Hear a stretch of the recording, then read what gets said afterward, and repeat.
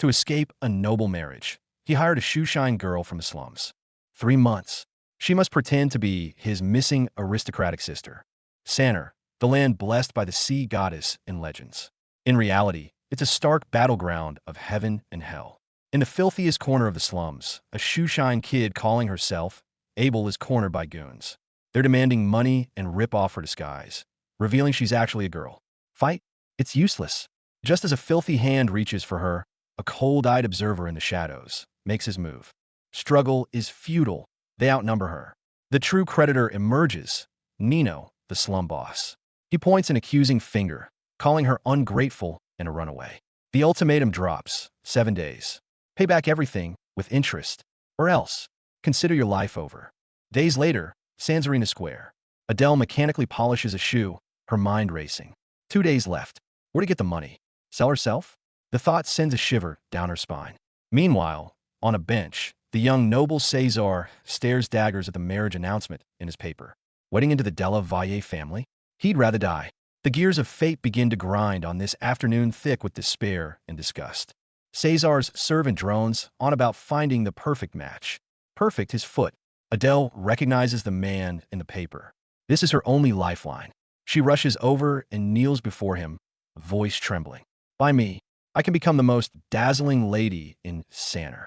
Cesar scoffs at her naivety, but his smirk vanishes at her next words. You need a sister to void the engagement, right? The contract only lists the family name, no specific person. The air freezes. Cesar drops the act, his gaze turning surgical. Adele Viv, he uses her real name. If you want me to buy you, you need something to offer. The Della Valles are intellectuals. A lowly shoeshiner reeking of polish won't fool them. He turns to leave. After 2 steps, the girl behind him speaks, in several distinct accents and cadences. He halts abruptly, looking back. There's something glowing in this slum girl's eyes. Cesar walks back and crouches, meeting her eye level. A 3-month sham. You become my sister, Adelaide. Help me break the engagement. I give you money, food. He searches her face. But know this, it's a game with your life on the line. Adele looks up, her eyes holding no fear, only the raw, desperate hunger. Because I'm hungry. For Cesar, that reason is enough. An address. A passcode. The high-stakes gamble begins. In her leaking slum room on a rainy night, Adele huddles. She's escaped selling her body, but ahead lies the Bonaparte estate, a den 100 times more dangerous than the slums. Relief? Unease? She can't even tell what she feels anymore. Must run. Adele writes a farewell to her only friend, Clarice. But creditor Nino's eyes are sharper than a rat's. She's trying to flee with the cash. The door bursts open. The rainy night transforms filthy alleys into a deadly hunting ground. Adele runs for her life, heart hammering against her ribs. To escape this hellhole, she'd pay with her life. That same rainy night, Nino, in hot pursuit of Adele, meets with an accident. His shanty collapses on him. On the other end of a call, Cesar listens to the report, his expression blank. Obstacle cleared. Next morning, a soaked, disheveled Adele is respectfully ushered through the gates of the Bonaparte estate by the butler, Ernest. The gears of fate, now slick with blood, begin to turn. Time jumps. The estate buzzes with preparations for a grand banquet. Epony urges Adele. Just go in. Don't knock. Steeling herself, Adele pushes open Cesar's office door, to find him with a visitor, Jude. Cesar ignores Jude, gently asking about her foot injury. Flustered, she blurts out her wish to attend the banquet. He teases her, but a flicker of genuine pride touches his lips as he sees her flawless noble sister act. He formally introduces her. This is Adelaide Bonaparte, my sister. Jude is stunned by her beauty, then promptly scolds Cesar for neglecting his paperwork. The mood turns charged. The Starlight Chamber, a place forbidden to mere mortals. A blinding beam of holy light descends without warning, striking the girl from the slums right on the head. Her pupils tremble. This charade of a fate is escalating way beyond a simple game. The opulent palace, the checkered floor, the air thick with the scent of money and power. The silver-haired president's oppressive aura hits like a physical force, not with blades, but with the silent point of a pen and that ancient benediction. May the goddess be with you. Adele's heart hammers louder than the drumbeats of the slums. No sound, only the chilling scratch of pen on paper. A gilded tome is slid before Adele, a line of handwritten script announcing a shift in the game's rules. May the goddess be with you. My name is Eva. The true director of this charade has made her entrance. This is Eva Bonaparte. the speechless matriarch who rules her family with formidable talent. The moment her finger touches the golden ring, tap, it's not a sound, but a piercing alarm blaring in Adele's mind. A late-night tea. The atmosphere seethes with unspoken undercurrents. Eva writes and erases on paper, hesitating. Was she probing? Or has she seen through everything? Adele stares at the reflection of her panicked eyes in the teacup, forcing a smile. The tea's aroma is lovely. Her racing heartbeat gives her away. You are very pretty. Cesar must be happy. The gentle compliments on paper are daggers, each word piercing the heart. Adele's nerves are taut, clinging desperately to the facade. My brother is very good to me. Truth and lies battle in her throat. The questions suddenly turn explicit. Does he care for you? The next moment, an illusion of a bare-chested Cesar explodes in the air. Taboo thoughts are thrown nakedly onto the table. The surface of Adele's tea ripples with a confession she dares not make. The ultimate interrogation. You don't love him, right? Not at all. Adele's denial is swift, resolute. Yet, the pen in Eva's hand tightens the moment the answer is given. Caught. That fleeting tremor of emotion, even the liar herself failed to recognize. Eva lays her cards on the table. I'm on your side. I don't care where you're from. An immense temptation, but Adele raises all her defenses instinctively. Please don't test me. I didn't approach my brother with that intention. In this war of minds, her stubborn pride is her final shield. The bombshell drops. Eva promises with her pen. In that case, you don't need to marry into the Della Valles in Cesar's place. What she wants is to buy Adele outright, removing this pawn from Cesar's chessboard. Black on white. The contract escalates. I will formally recognize you as a full member of the Bonaparte family. I can promise you far more than everything Cesar gives you. A chance to leap from stand-in to the real deal. Adele stares at this life-altering document, forgetting to breathe. Adele is utterly bewildered. What does this old fox really want? Is she being lured into betraying Cesar? Or is she being tested for her loyalty to him? Immense profit and deadly peril are tangled together. Under the starlight, her future hangs in the balance. Eva reveals her true heart. All I want is for Cesar to be loved. She believed Lucrezia could bring him happiness. So this unfathomable family, this cold ruler, is driven at its core by a love so profound, so stubborn, it's terrifying. A chill runs down Adele's spine. You must be bored. A frivolous voice drifts from the doorway. Savior? Or a new devil? Cesar barges into this fate-deciding meeting without warning. His entrances are always ill-timed, yet always powerful enough to overturn the scales in an instant. The situation spirals out of control. Right in front of his grandmother, Cesar leans down and places a light kiss on Adele's lips. It's not affection. It's pure, unadulterated provocation and a declaration of possession. Then he pulls the stunned Adele to her feet. We must be going, Madame Eva. He lit the fuse himself, then drags her away from the blast zone. Within the opulent, icy corridors, Cesar's first question is chillingly calm. Did you accept her offer? Adele denies it. He smiles, offering a seemingly casual remark. You did well. She has a tendency to dote on her grandchildren. Yet, each syllable carries a frigid warning. Adele points out they're going the wrong way, but Cesar takes her hand, smiling like a seasoned seducer. I told you we're going somewhere. He leans in, his words laced with temptation. I'm taking you to the place all young women dream of going with me. Dangerous. Alluring. Adele's defenses begin to crumble. They board the legendary four-horse, golden-crowned Bonaparte carriage, the one that's made newspaper headlines. Adele gazes at the fleeting cityscape outside the window, her heart trembling. I never thought in my entire life I'd ride in this carriage. From the mud to the clouds, this dreamlike ascent leaves her dizzy. Where the carriage passes, the entire city stirs. It's more than transport. It's a mobile totem of power. Sitting within this symbol, Adele feels like a beggar who's stolen a princess's gown. The carriage enters Rue Bellastella. Adele's heart gives a painful jolt. This street, she never dared to enter, only gazing from afar at the luxury goods in the windows, lost in daydreams. Today, she steps onto it as Mademoiselle Bonaparte, side by side with Duke Cesar. Fate is a bitterly ironic playwright. The carriage stops before an upscale shop. Cesar, cigar in mouth, sees right through her feigned composure. You look happy, but you're not smiling. Adele starts. This man always finds the precise moment to pierce her disguise when she's at her most vulnerable. Cesar launches his assault. Why hide your joy? Smile. You have a lovely face. Frivolous flirtation aimed at dismantling her defenses. Adele retorts. Don't tell me you just don't like being escorted by a libertine. She's counterattacking, testing his limits. The ambiguity escalates. Cesar presses on. Then is it because you don't want to do anything with me? He treads fearlessly into the minefield of taboos. Adele's mental alarms blare. She repeats the mantra, I am his sister, like a desperate prayer, then musters a near-provocative smile. Of course I want to. Whoever flinches first loses. Looking out at the familiar streets, Cesar suddenly sneers. Making a living is hard, isn't it? A direct strike at Adele's most wretched past. She calls him a brute in her mind, but she endures. The carriage finally stops. Cesar announces their destination. We're here. A high-end jewelry boutique. Just as Adele reaches for the carriage door, Cesar suddenly grabs her wrist. It's warm, strong, refusing to let go. The look in his eyes as he gazes down at her wrist is indescribably complex. Flustered, Adele explains she only wanted to open the door because of his back injury. Don't misunderstand. The more she explains, the guiltier she seems. Mentioning Eva's notebook, Cesar remarks meaningfully that Adele once tried to sever all ties. He opens the carriage door. I must admit, before he can finish, the morning sun floods in.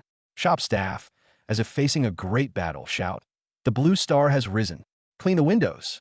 The grand performance to welcome the distinguished guest begins. Chaos erupts inside the shop. Everything must be perfect. Will Lord Cesar come? We must lure him in to boost this month's sales.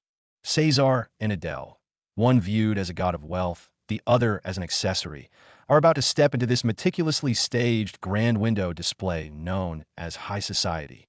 Side by side, they enter the glittering jewelry sanctum of Bottega Divisio.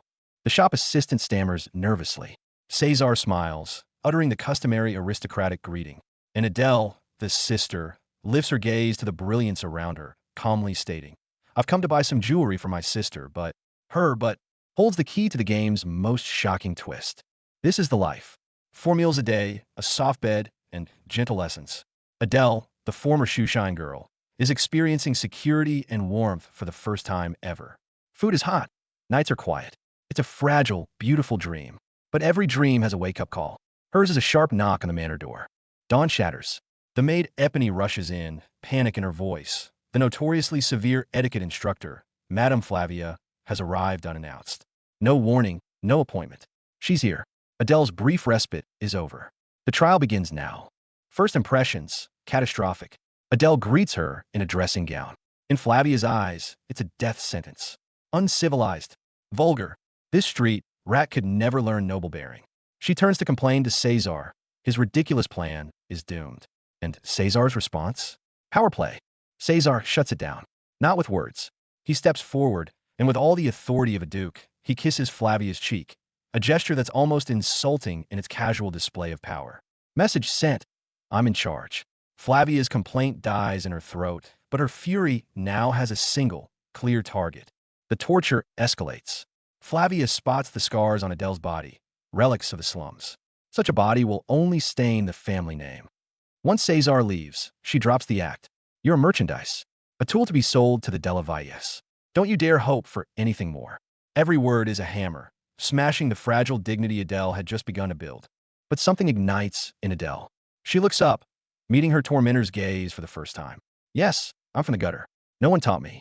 But her voice trembles, yet it's clear. My brother thinks I have potential. Are you questioning his judgment? A desperate, brilliant counterattack.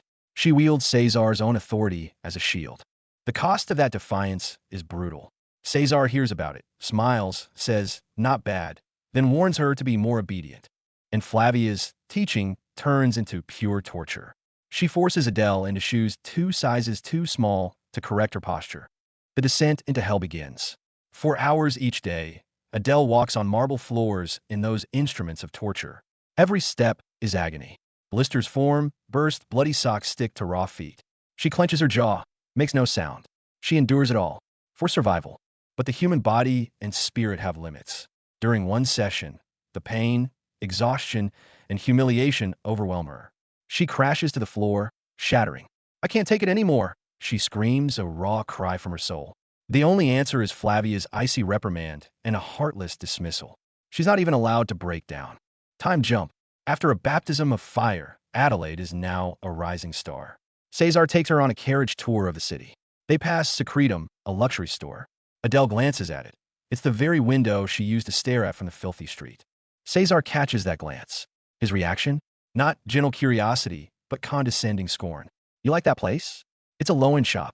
A single piece of lace on you costs more than their most expensive item. He casually redraws the class line between them with a single sentence. Adele can only look down and swallow every feeling. His real destination is the city's most exclusive jeweler. The assistant eagerly presents treasures, flawless diamonds, blood-red rubies, velvety emeralds. Cesar presents them to Adele like trophies. And Adele's reaction stops everyone cold.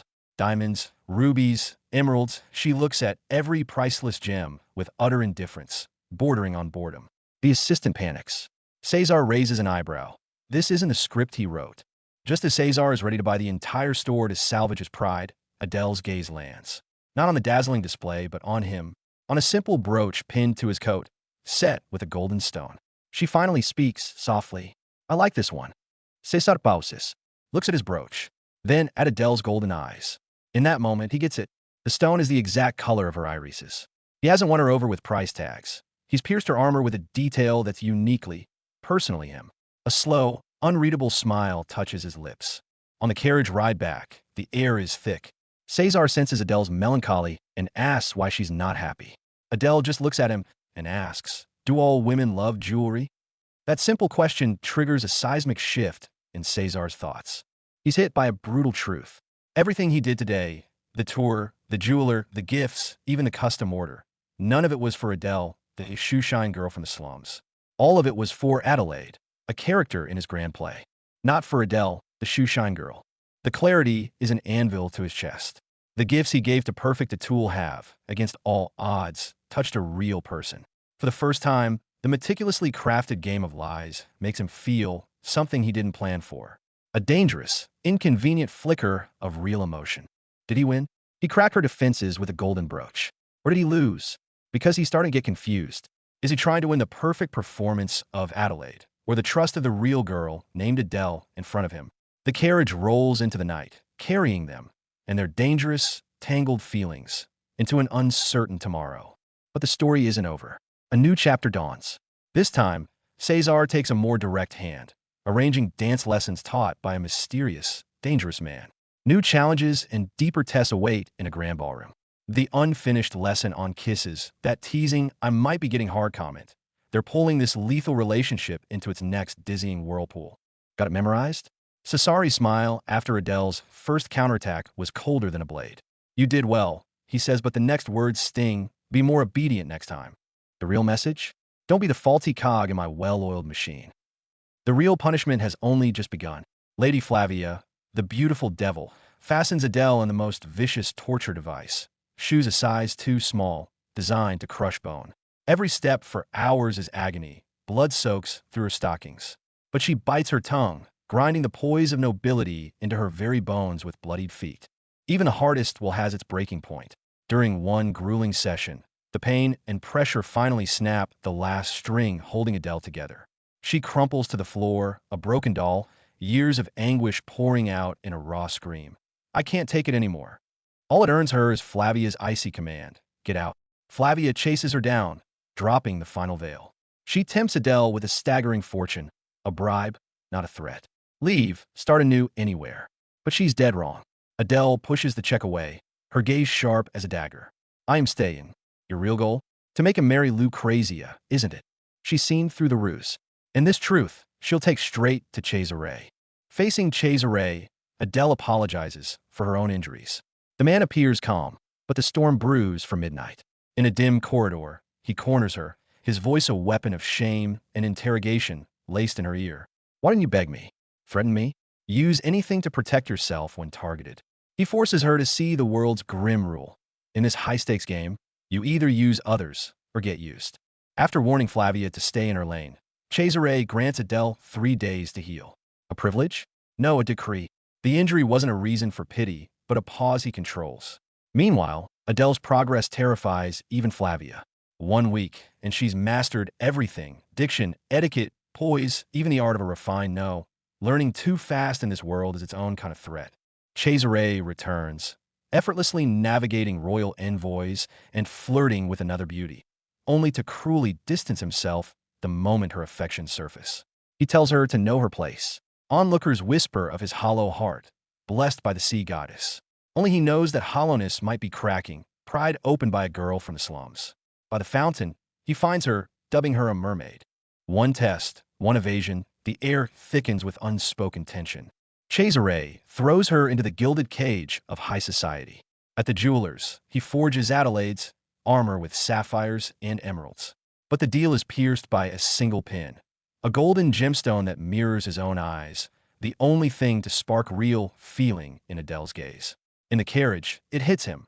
He's been buying gifts for his sister Spectre, yet for the first time, he wants to give something to the Shoeshine girl, Adele. A dangerous feeling takes root. The ball is near, and Cesare takes the stage personally. On one knee, he slides on her first pair of truly noble heels, declaring, "Your dance instructor has changed." Whirling in a waltz, their fingertips touch, breaths mingle. Every step scorches the dangerous line between them. Pausing, he lobs a joke that's a test in disguise. "It would be troublesome if you begged me not to let you marry Ezra."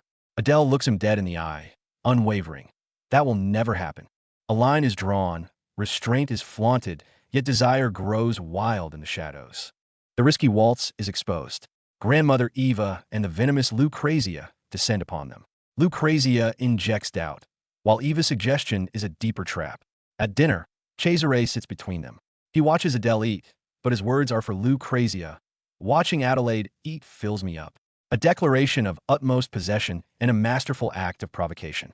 Lucrezia hurls her plate down, her hatred and jealousy erupting. After dinner, Adele makes her move. She faces Cesare, asking, "I want to share more of your daily life." It's the first time this Shoeshine girl has asked him for something. Not power or wealth, but his time and his world. Alarm bells scream inside Cesare, but his reply is a cool, "As you wish." The rules of their game are being rewritten by her. The night garden is no stage for fairy tales. Adele faces Lucrezia alone, expression calm, eyes a cold abyss. There's no screaming, no hair pulling. She dispatches her with a single, surgical truth. "You offered to help me fit in, but let's be real. You approached me just to get closer to him." The Viper's fake scales are stripped away.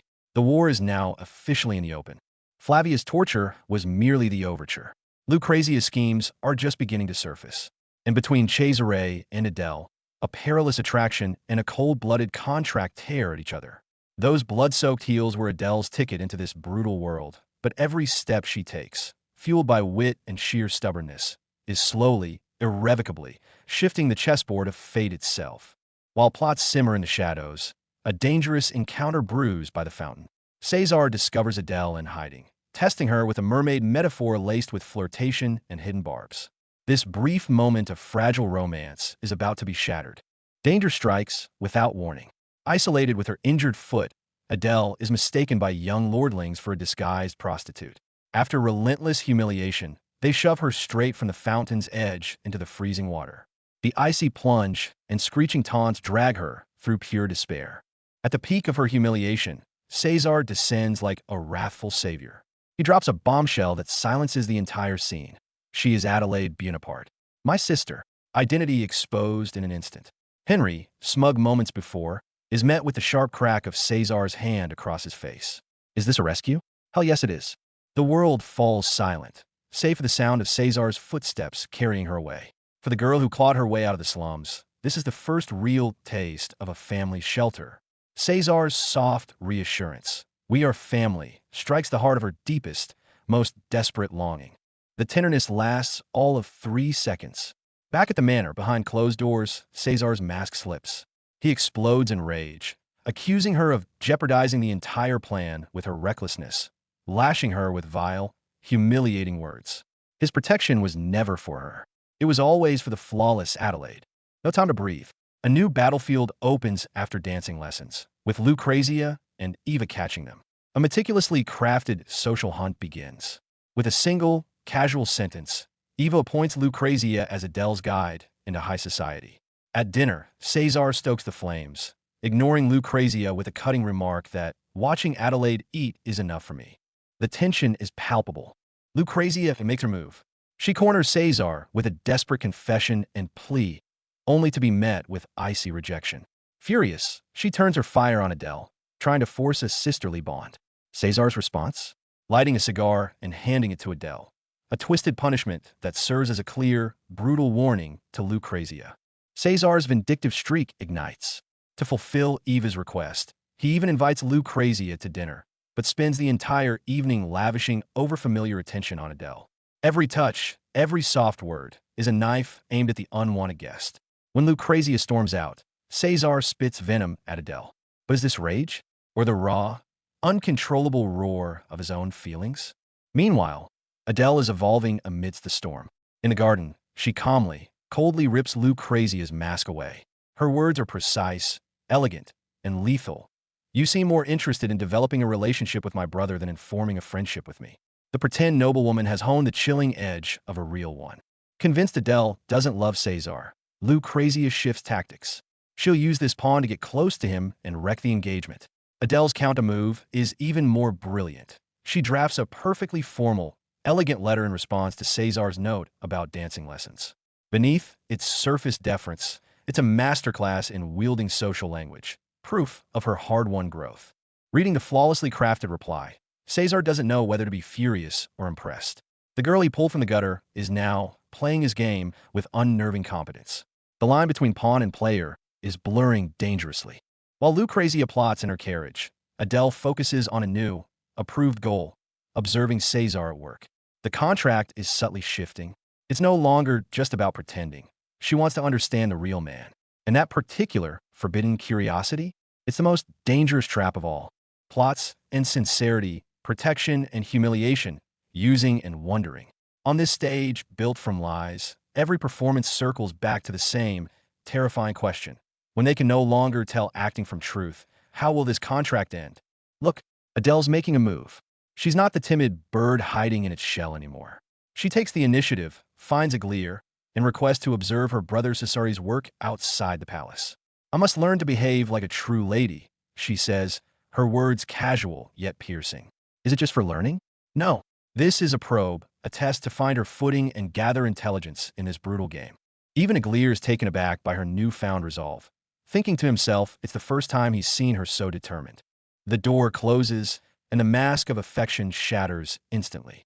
A blush colors Adele's cheeks. Her gaze is complex. Her mind races. Lucrezia, a woman of ambition, would never be satisfied with a mere promise to help her get closer to Cesare. A sense of impending crisis slams into her. Adele knows she's made a deal with the devil, and now the reckoning is upon her. In the dead of night, Adele sits before her mirror. Her duty isn't to stop Lucrezia, but to ensure this dirty deal is fulfilled. The irony? She's become the guardian of her own doppelganger. Outside the window, Lucrezia's cold gaze is like a viper, and in the deeper darkness, another pair of golden eyes watches. It glares, coldly monitoring, anticipating the perfect execution of their scheme. Cesare will forgive me for the success of the plan, he thinks. The young master agrees. Adele's request is approved, but Cesare attaches a condition. She must continue the damn dance training. A perfectly crafted smile, one belonging to Adelaide, graces Adele's lips. All right, sunlight streams in. A new teacher is coming, but beneath this warm glow, a new cage is being forged. The covert operation begins. Adele and her guard, Aglir, hide behind trees, scrutinizing the distant manor, Cesare's domain. But in the next instant, Adele's pupils contract sharply. She recognizes the man smoking a cigar in the estate and the men he's talking to. She knows these people. The unexpected always strikes without warning. The stakes just skyrocketed. The mayor, the clan leader, the former chairman, a gathering of the elite, their very footsteps echoing with oppressive authority. They are bowing their proud heads to one man, a blue-haired figure with his back to Adele. Her gaze pierces through the crowd, locking onto him. This is Cesare's true influence. This is the unbridgeable chasm of class between them. A magical barrier materializes. The sunny garden is instantly cleaved by an invisible force. Adele witnesses with her own eyes. The two men who just bowed to Cesare are now striding proudly across the square, basking in the adulation of the crowd. A cold, hard truth slams into her mind. So, this is just how influential Cesare is. The words are both awe and the embodiment of despair. Adele wallows in melancholy. She almost forgot. She's the Shoeshine girl, impersonating a sister on equal footing with Cesare. But Aglir cuts to the core. He's not out of reach. He's part of your family now. Is that comfort? No. It's a reminder.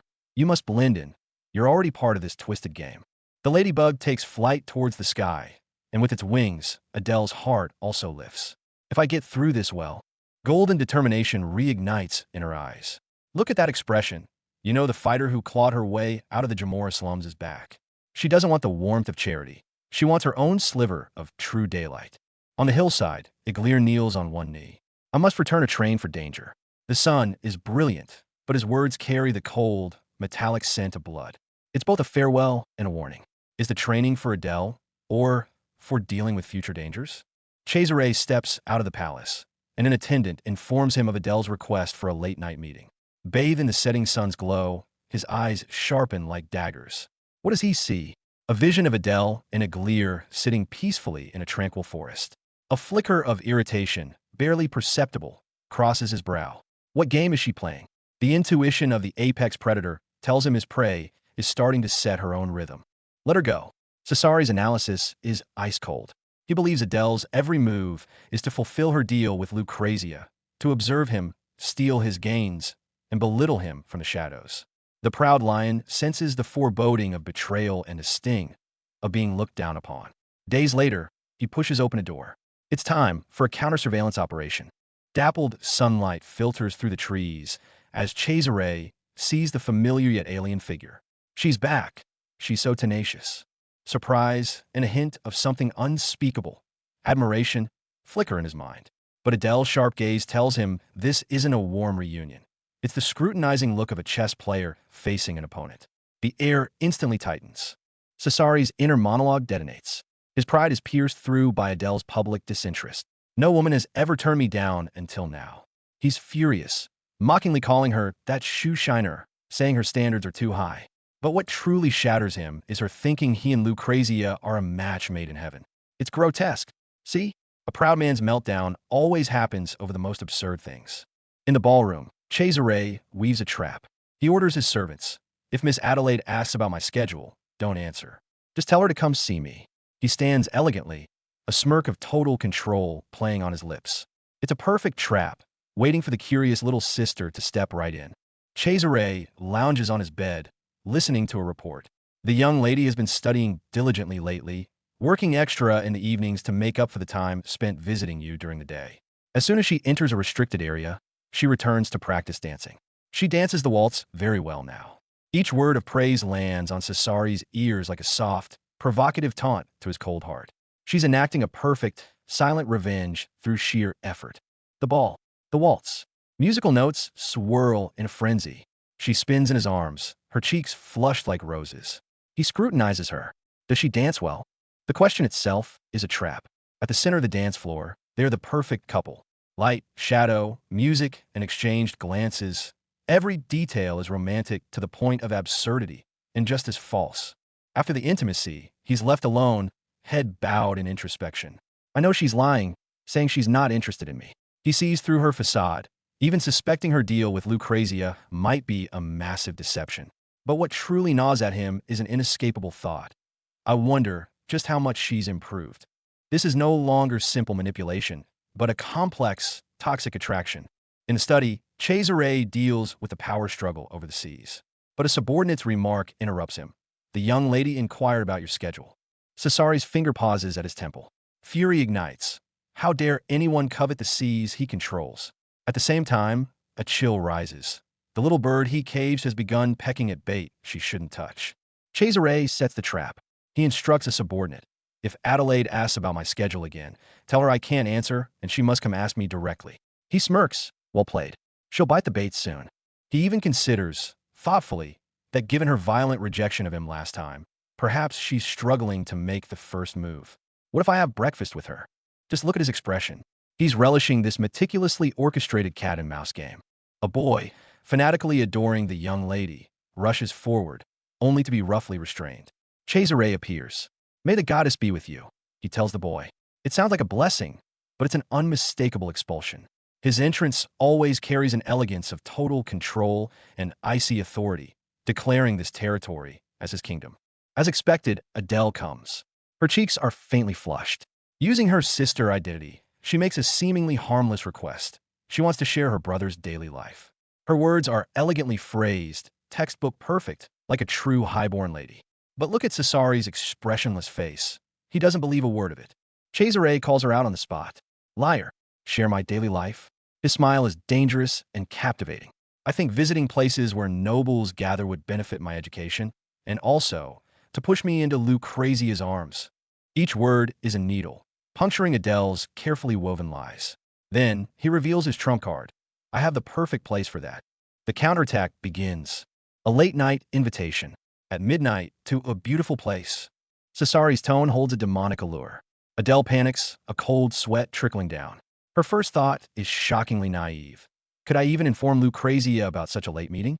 Her reaction reveals she's still clinging to her original childish plan, unaware that Cesare has already steered her toward a completely unknown abyss.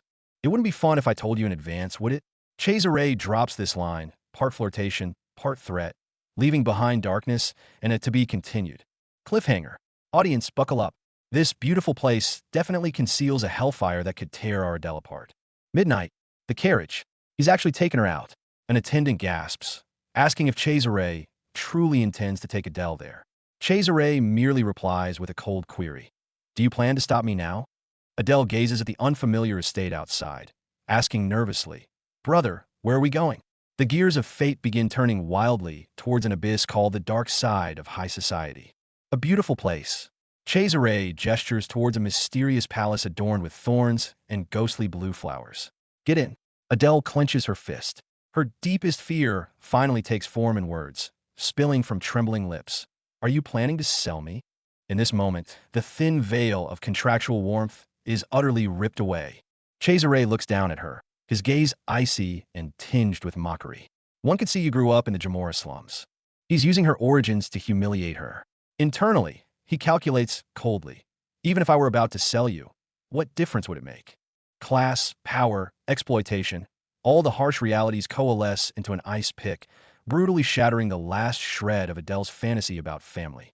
The cold verdict falls. Selling you to Ezra or someone else makes no difference. Adele's gaze nearly freezes solid. Then, Cesare shifts gears, his tone almost patronizing. But for your luck, we're merely going to explore the dark side of high society. He casually wraps a potentially fathomless abyss in the package of a lesson. Do you believe him? Well, Adele has no choice but to. Cesare casually tosses a black mask towards her. Might as well use this chance to see if you can hold your own. The mask falls like a seal of fate over her eyes. In the darkness, all she hears is her own soft whisper. This is no longer a performance. This is a real, midnight adventure with her very soul as the stake, and it has begun. The scene freezes at this perilous moment. Cesar's icy yellow eyes seem to see right through everything. He tosses out a cold warning. The shoemaker Adele managed to claw her way to this spot. She'd better learn to hold on tight and not fall. Even if the world itself is a danger suspended in midair. The carriage rolls into a mysterious street. The masked Cesar brings a completely unaware Adele to a club called Gal Otto. It's a place of glitz and glamour, yet hides deadly rules of the game. Adele grows wary, wondering where on earth they are. Not knowing the gatekeepers you may pass is the starting bell for a meticulously planned hunt. The club owner, a mysterious figure wearing a plague doctor mask, recognizes Cesar instantly. He wastes no time in spotting the Moretta mask Adele wears. A Moretta is a promise of non-resistance. The masked figure lets out an eerie chuckle. It seems a very long night awaits you. Malice drips from every syllable. Cesar leads her to the edge of the dance floor, dropping a final, sarcastic, have fun before abandoning her alone in the churning darkness. All that remains is Adele's watchful, wide-eyed gaze glowing with unease. Footsteps echo in the hollow corridor. She knows the real trial has just begun. The glamorous ballroom transforms into a hunting ground in an instant. The masked revelers swarm like sharks smelling blood, chanting about the Moretta being here. A man with an eye patch gasps with excitement. It means prey who won't fight back is available for their taking. It's only when a jester-like server casually informs her that gentleman has already left that Adele realizes the gravity of the trap she's in.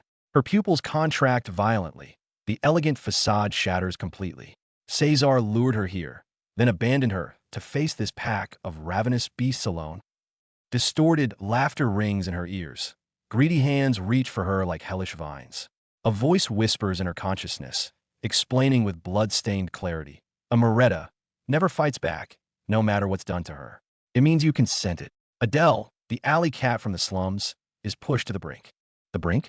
For Adele, it's always the trigger for a counterattack. Her golden eyes blaze terrifyingly in the dark, a silent catch exploding in her heart. When the next groping hand grabs her, it's not met with a scream, but with Adele's swift and ferocious retaliation. Watching from the shadows, a cruel smile touches Cesar's lips. He stops his guard from interfering and issues a cold command. Continue. He wants to see how much of the wild animal remains in the beast whose fangs he's pulled and dressed in silk. Red demonic masks rain down, encircling the figure fighting for her life. Then let them see the real Adele. From beneath the mask, a wild, roaring laughter erupts. It's the scent of the Jamora streets. She's no damsel waiting for rescue now. She transforms into a bolt of black lightning. Fists, kicks, wine bottles. Every counterattack is precise and ruthless. She's here to shatter this so-called wonderful night to pieces. Just as she pins down an opponent, Cesar finally emerges from the shadows. He grabs her swinging arm, looking down at the panting, defiant Adele. On his face, however, is an incredulous fury. This is impossible. The tame creature he expected has launched an even fiercer counterattack. Facing his icy interrogation, Adele holds her ground without flinching. But Cesar's patience has run out. Purple energy crackles at his fingertips, radiating a dangerous aura. His final warning carries the chill of death. Get lost, or I'll get rid of you too. At this moment, nobility and contract, use and sincerity are all laid bare under cold fangs. He grinds her despair beneath his heel, dissecting her polished facade. Admit it, you're just hypnotizing yourself with higher standards. Cesar's words cut like icy blades. You have no idea how filthy reality is. Just cry and run away. It's an attempt to stamp out the fire she just ignited. Yet, clarity returns to Adele's gaze, cutting through the chaos. Cesar walks to the edge of the precipice, looking down into the abyss and down at her. He extends his hand, offering a choice of ultimate cruelty. Either keep struggling at the edge or grab my hand. This is no longer salvation, but a new, even more dangerous contract. After the revelry comes the cold dawn. In Cesar's eyes, the power granted by the mask has dissipated. Adele now trembles like a leaf in the wind. The eerie, floating masks in the sky seem to mock her delusion collectively. Is he truly so powerful that even her rebellion was part of his calculation? The loyal secretary Jude has been observing everything from afar. Cesar tosses the blood-stained mask in front of him, a cruelly charming smile on his lips. I'll use this chance to see if you can truly hold your ground. This is the ultimate judgment of the shoemaker girl, to see if she's a useful pawn or a flaw to be eliminated. The party isn't over, but Cesar coldly declares, let's stop here, because his sister is preparing for an early exit. He watches the lone, out-of-place black figure on the dance floor, knowing this twisted lesson should move to the next chapter. Back at the estate, Cesar rips off the final mask. Leaning against the opulent staircase, he mocks Adele. Did you have fun? He exposes every trick she used to tail him. I brought you here because you wanted to see the backstage of high society. Now you've seen it. The golden eyes of Adele tremble with fear. She knows the master of this game is about to balance the books. In her fear, Adele makes a decision. She must resume the role of the sister. She forces herself to believe, tears in her eyes. If she acts like a true young lady, like Cesar's sister, someone will come to save me. It's her only lifeline, even though that line is, of course, held by Cesar himself. She kneels on the ground, not to beg, but to actively ask for punishment. She remembers her shoemaker identity. It is her hardest armor. Yet, a nameless fury rises in Cesar's heart. She didn't cry when she fell from the roof. She fought back with scissors when he pounced on her. Why this sudden obedience now?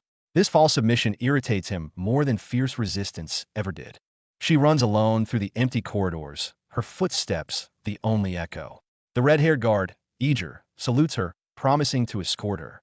But in the shadows, Cesar simply stands there, his golden eyes fixed on her retreating figure. Rage and some other, nameless emotion war within him, leaving him speechless. Adele collapses onto the cold stone pavement, breathing heavily. Why do I feel so bad? She finally understands.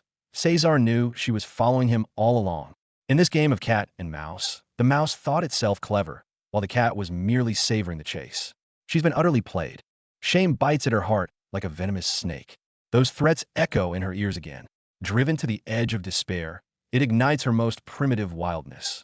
Grabbing a wine bottle, a mad thought roars within her. Should she smash this whole fake world to pieces? Should she just kill them all? But finally, the golden light in her eyes extinguishes, replaced by a deeper, almost desperate calm. No, I must act like a lady, she hypnotizes herself. As long as she plays the part, someone will surely save her. She even laughs. That laugh is more dangerous to Cesar than any of her previous resistance. The sobering tide of shame washes over her. I've been so stupid. Wiping away her tears, she reclaims that lowly yet utterly real identity, the shoemaker. That identity won't let her hope for rescue. It only lets her survive by herself. This moment of realization is the first solid foothold she's found in this dark game. When the red-haired guard Eager arrives, respectfully stating he was simply following orders to stand guard nearby and ensure her safety, Adele throws her head back with a string of eerie laughs. He's so powerful. The laughter is full of irony and contains a reassessment of this power game. Who the pawn is remains to be seen. She actually crouches down, resuming her old trade as shoemaker, meticulously polishing Cesar's expensive shoes. Cesar looks down at her, his gaze complex, finally uttering a cold no need. Yet she replies softly with an almost eerie smile of satisfaction. Very well. As if in polishing, she's reclaimed something that truly belongs to her. Walking in the night breeze, a calmer Adele apologizes to Cesar for her previous unladylike conduct. She puts the obedient mask back on. Cesar, with a cigarette in his mouth under the streetlight, appears aloof and indifferent. The storm seems to have passed, but the undercurrents beneath the surface are flowing towards even more unfathomable depths. But Cesar's offensive doesn't stop. He coldly interrogates her, thinking she's disappointed at not being able to lure Lucrezia out. Adele is terrifyingly calm now. She sees through his intention and calmly declares her readiness to accept any punishment. She is learning to face this mercurial man with the language and rules of the nobility. The final exchange of glances features her gaze, now as calm as water. Cesar roars in anger, flinging his cigar to the ground. He's sick and tired of this silent resistance beneath surface obedience and despises himself for losing control because of it. The war that began with use and disguise is dragging both combatants into an unpredictable abyss. In the smoke-filled darkness, the mastermind Cesar, who always holds all the cards, is meticulously setting up his next dangerous gambit for his sister, Adele. To be continued, his real game is just beginning. The courtyard at night becomes an interrogation chamber. Cesar envelopes Adele with his gaze and cigar smoke, searching for a crack in her composure through humiliation. But all she offers in return is silence and flushed cheeks. The ghosts of the past are catching up. Who is the child running towards the manor under that fiery sky? Is the abyss named Jamora in Adele's heart now burning its way into Cesar's vision? Memories are like bloody sunsets, scorching and tragic. The unimaginable suffering, the people who fell in despair. Whose soul is that cry of Cesar coming from? On one side, the warm touch of few people are loved like this. On the other, the cool detachment of being alone in a dim room. Cesar, whose embrace are you yearning for? And to whom are you closing your heart? A perfect plan, a troubled mind. What a goddamn dream. Lunch with Mademoiselle Adelaide at noon. When a mission becomes routine, Cesar is starting to feel a hint of annoyance. For the very sister he crafted with his own hands. Master and servant testing each other, a clash of wills. Cesar tries to expose the few tears act, but is coolly counterattacked. If you say so. The fire flickering in his pupils is the anger of someone on the verge of breaking free of all control. Jamora. Just the name alone is enough to make the calmest observer utter the heavy words. You have no idea. The girl lying beside the apple is the very past Adele is desperately trying to escape. Cesar's mask of coolness cracks. He sees the hell of blood and crows. Here's the indictment from the deepest heart of Jamora. Is what I did ignoble? This question, for the first time, truly gnaws at his aristocratic pride. This girl masquerading as his sister, she cannot be happy. This strikes the meticulously planning Cesar with unprecedented frustration and self-doubt. What kind of place is Jamora? He actually feels a flicker of curiosity and guilt. One plan fails, another is hatched. Since Adele and Lucrezia have allied with hidden agendas, he'll shove them both to the dinner table. Cesar decides to step in personally and oversee the smooth development of their friendship right under his nose. The monologue of an ambitious man. Cesar has paved the golden staircase for Adele's ascent into high society, and Lucrezia is the carefully chosen stepping stone and vanguard into the circle of ladies. Everything is part of his cold-blooded plan. Leading lady in position, supporting actress makes her entrance. At the diagonal of the opulent banquet hall, the showdown between Monsieur le Duc and Mademoiselle Bonaparte is about to begin. The air is thick not with floral scent, but with invisible gunpowder smoke. A minefield at breakfast. Cesar is shaken by Adele's tears last night, while Lucrezia casually dismisses it as a necessary rite of passage into society.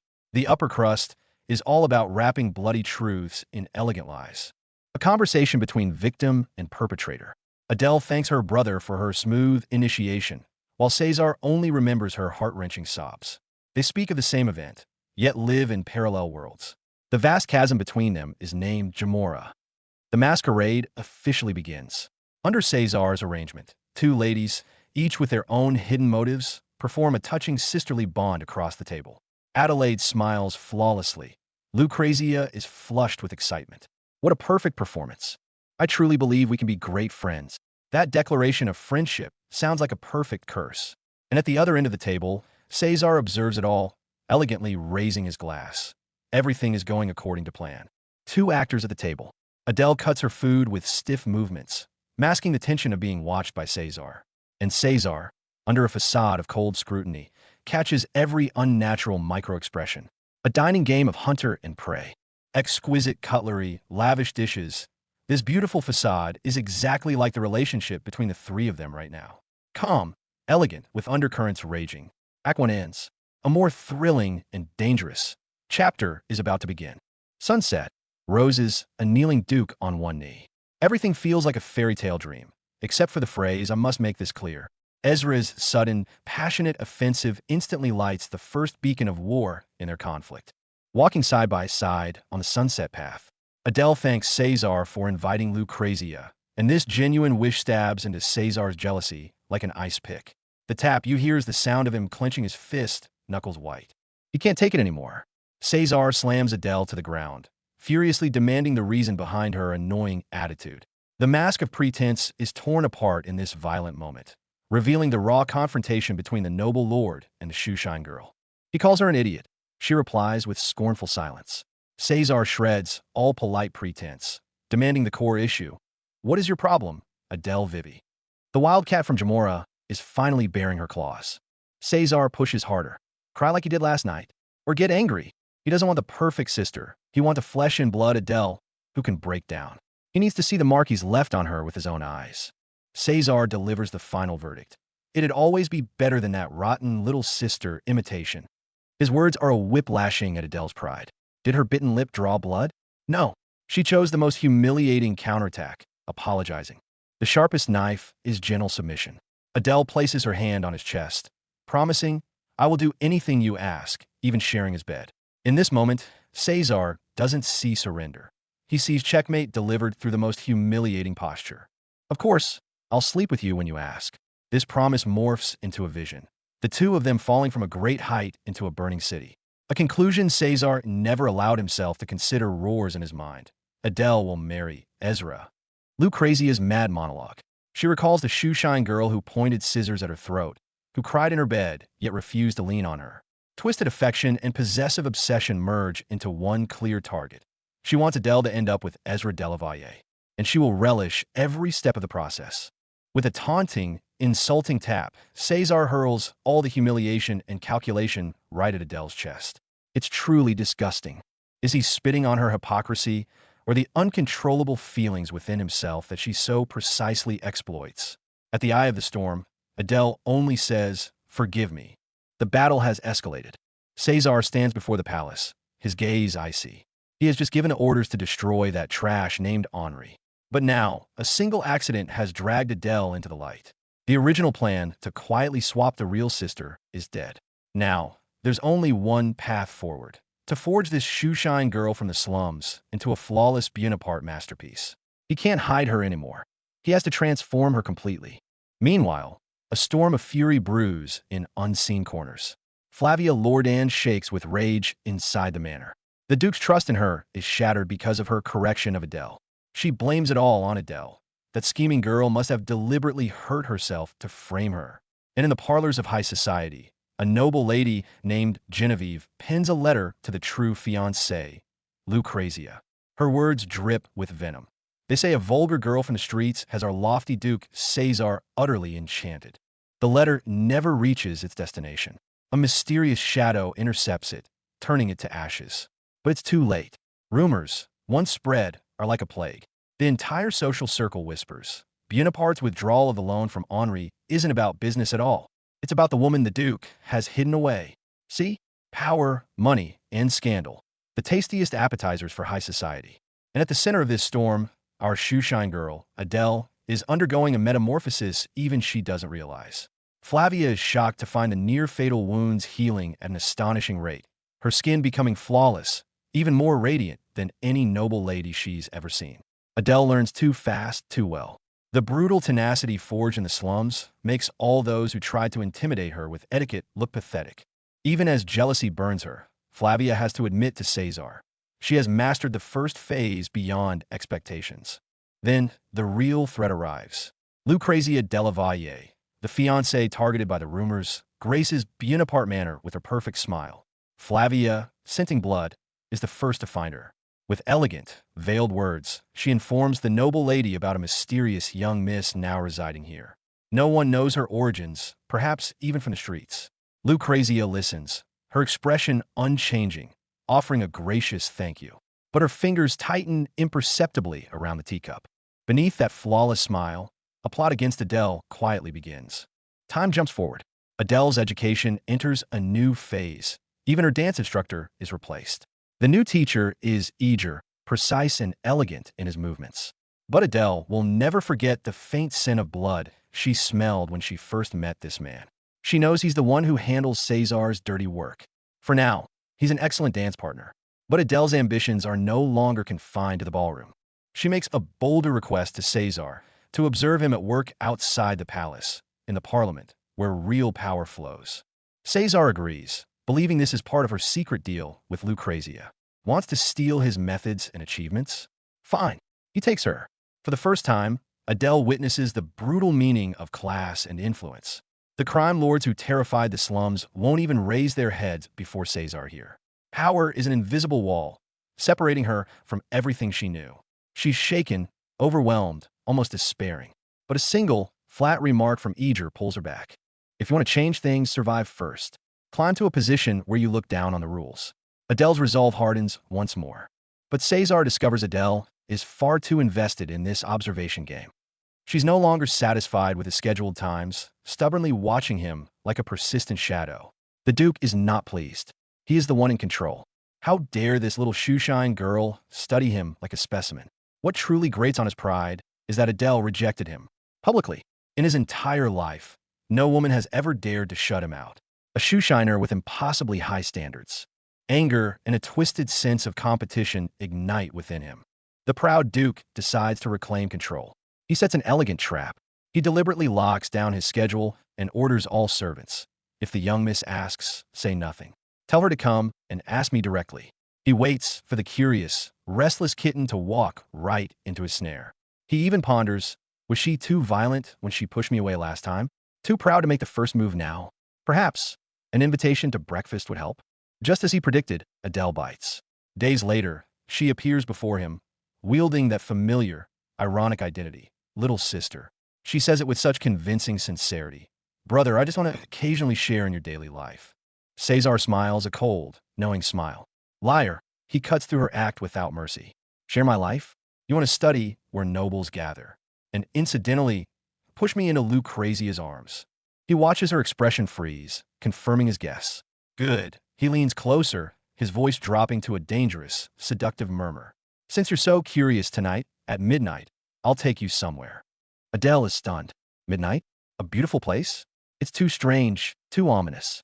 Instinctive dread grips her, flashing images of all the dirty deals under the cover of night in the Jamora slums. Panic tightens her chest. Where are we going? She asks, her voice trembling. Caesar merely turns, his back to her, an enigma. It wouldn't be any fun if I told you in advance, would it? Midnight falls. A carriage stops before a grand, oppressive building. The silence is deafening. Adele, dressed in a gorgeous black gown, is led here by Cesar. It's no garden palace. Before them lies what looks like a hidden underground entrance, adorned with thorny blue roses. Cesar looks at her, his gaze one of stark appraisal and cruel amusement. Get in, he commands. A horrifying thought crashes into Adele's mind. Her body turns to ice. Summoning every ounce of her strength, she asks the most common, most hopeless question from the slums. Are you planning to sell me? Cesar scoffs, looking down at her. I see. You really were raised in Jamora, always expecting the worst kind of deal. His next words are colder, shattering her last illusions. Even if I were about to sell you, what would it matter? What difference would it make? In his eyes, she is merely a high-purchase, carefully polished commodity. Commodities have no right to question the buyer's intentions. Just as Adele's heart plummets, Cesar shifts his tone. Relax. It's your lucky night. He tilts his head slightly, his eyes glinting with a dangerous invitation. Where we're going simply provides a view of the other side of high society. Then, he takes a delicate black mask and gently taps it against her face. Not a sale, but a test. A descent into deeper shadows. Can a shoeshine girl behave in the dark underbelly of the elite? Cesar is curious. The mask settles over Adele's face, hiding her fearful, bewildered expression. Her world is upended yet again the moment they step inside. Contract? Exploitation? Something else? She can't tell anymore. The only thing clear is her own reflection in Cesar's golden eyes. A doll in fine clothes and a mask, about to step into a new abyss. The midnight bell has tolled. The real show is just beginning. All right, here comes the trouble. Flavia, that vicious etiquette teacher, actively seeks out Lucrezia. That's the sound of a rat scurrying to poison the well. She elegantly warns of the girl from the rumors, subtly hinting at Adele's dubious origins. Lucrezia? All gracious smiles and perfect courtesy. But her eyes? Dead giveaways. The gears are already turning. She's not here to socialize. She's here on a hunt. This is where the first domino gets tipped. Meanwhile, the maid Epony plays her own game, guiding Adele to the tranquil water garden while steering Lucrezia elsewhere. As if fate could be so easily corralled. In that opulent, picture-perfect greenery, our two heroines inevitably collide. Lucrezia gives the unknown girl an elegant once-over. Her internal monologue probably goes, "And what spare part is this?" The standoff. Adele doesn't blink. Adelaide Bonaparte. She drops the name. Look at Lucrezia's face. A masterclass in micro-expressions shifting from poise to shock to disbelief. This is a joke. Adele holds firm, the backstory flowing flawlessly. The long-lost sister returned home. Does Lucrezia buy it? She pretends to, but the tests begin. Ever thought of leaving? She probes. Adele's answer is a solid no. My family is here. A heroic line, but to Lucrezia, it's a gauntlet thrown. The kicker is her parting gift, a bizarre blessing whispered to Adele. May the sky and the dew protect you from assassins. Cue confusion from Adele and pure panic from the watching Epony. This has to reach Cesar now. But the real explosion is in Lucrezia's carriage. The mask of grace shatters. Sobs erupt, then a white-hot rage of betrayal. Her eyes caught at the hands, not a noble lady's hands. Scuffed working hands. The truth detonates. Cesar, you'd rather a street urchin than me? You hate me that much. All love, all duty gone. Reforged into pure, crystalline hatred. She swears vengeance. The real hunt is on. Back to the main stage. Someone's miscalculated. Cesar notices Adele is still watching him. That stubborn, silent observation. It pricks at his pride. So he lays a trap, forcing her to come to him, to ask for his attention. She falls for it, playing the dutiful sister again. But he sees right through it. Instead of scolding, he extends an ominous invitation. Tonight at midnight, I'll take you to a beautiful place. He says beautiful the way a cat says it's just playing with a mouse. Adele, you have no idea what you're agreeing to.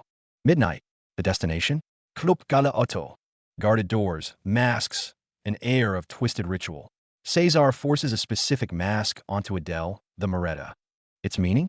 The one who doesn't fight back. This isn't a party. It's a sacrifice. He tosses her into the lion's den and vanishes. The revelers close in, predator instincts kicking in. They see the mask. They see prey. The air crackles with impending violence.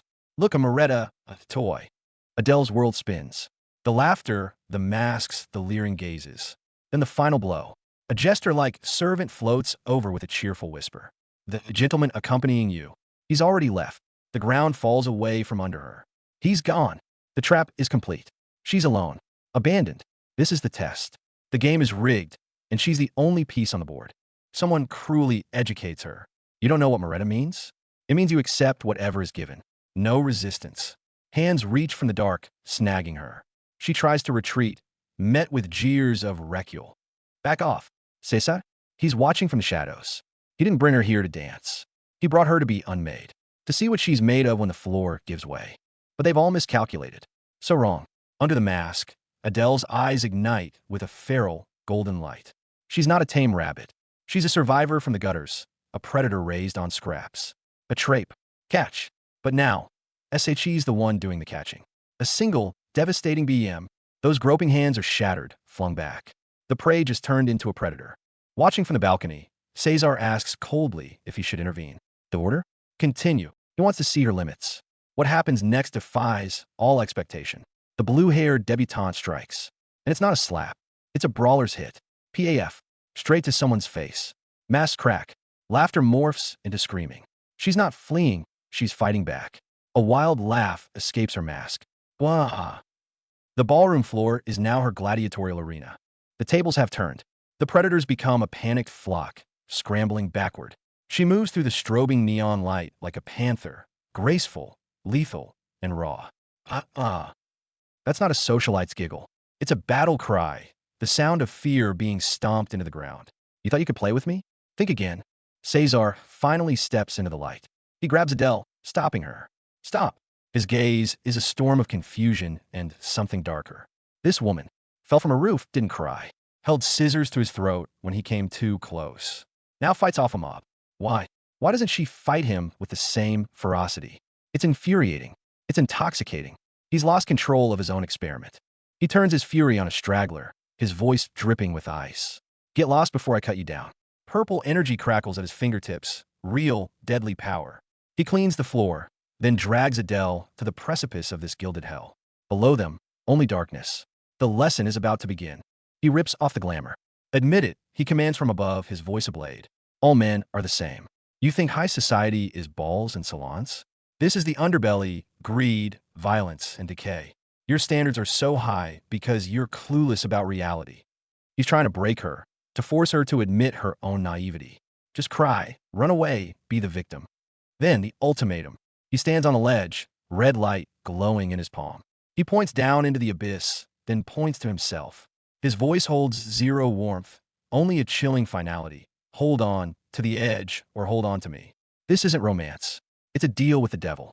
Cling to the crumbling edge of her old world, or grasp the hand of the powerful, dangerous, unpredictable man who put her there.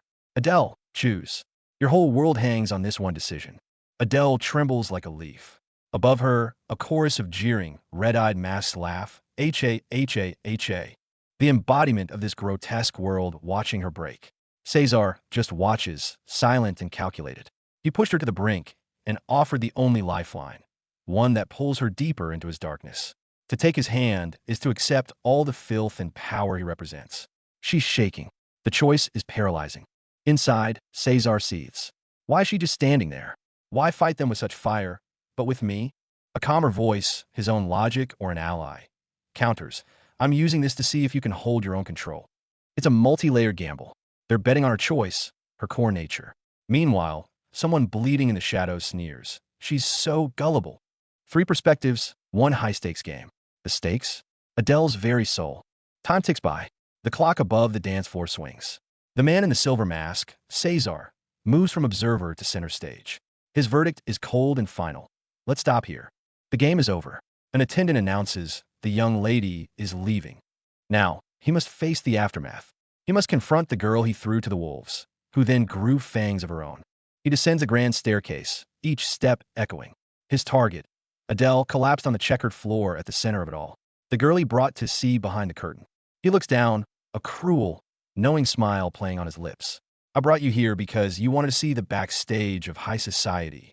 His voice echoes in the cavernous hall. Did you enjoy yourself? It's not a question. It's an accusation. A victor's taunt.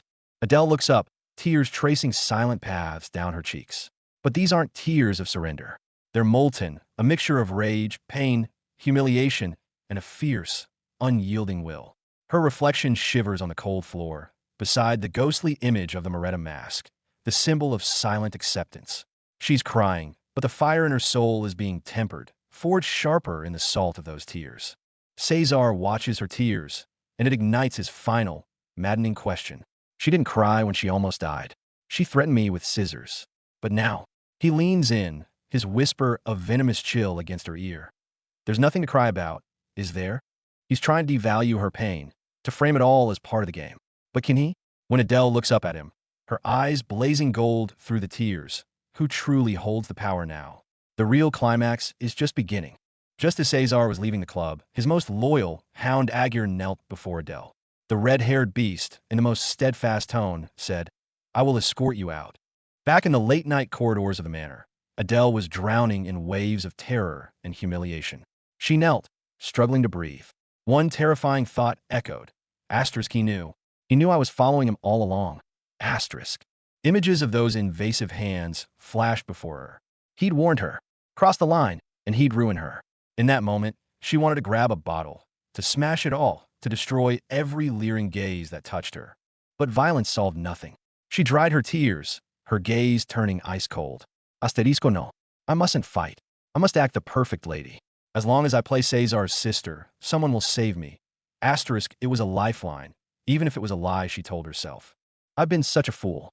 Adele mocked herself. For a moment, she truly believed she was Cesar's sister. Now she understood. Even if he hadn't unmasked her completely, she should have just shrunk back into the Shoeshine girl who knew her place. Aguirre's voice cut through her thoughts. The dangerous man spoke respectfully. Sir ordered me to guard nearby. No harm will come to you.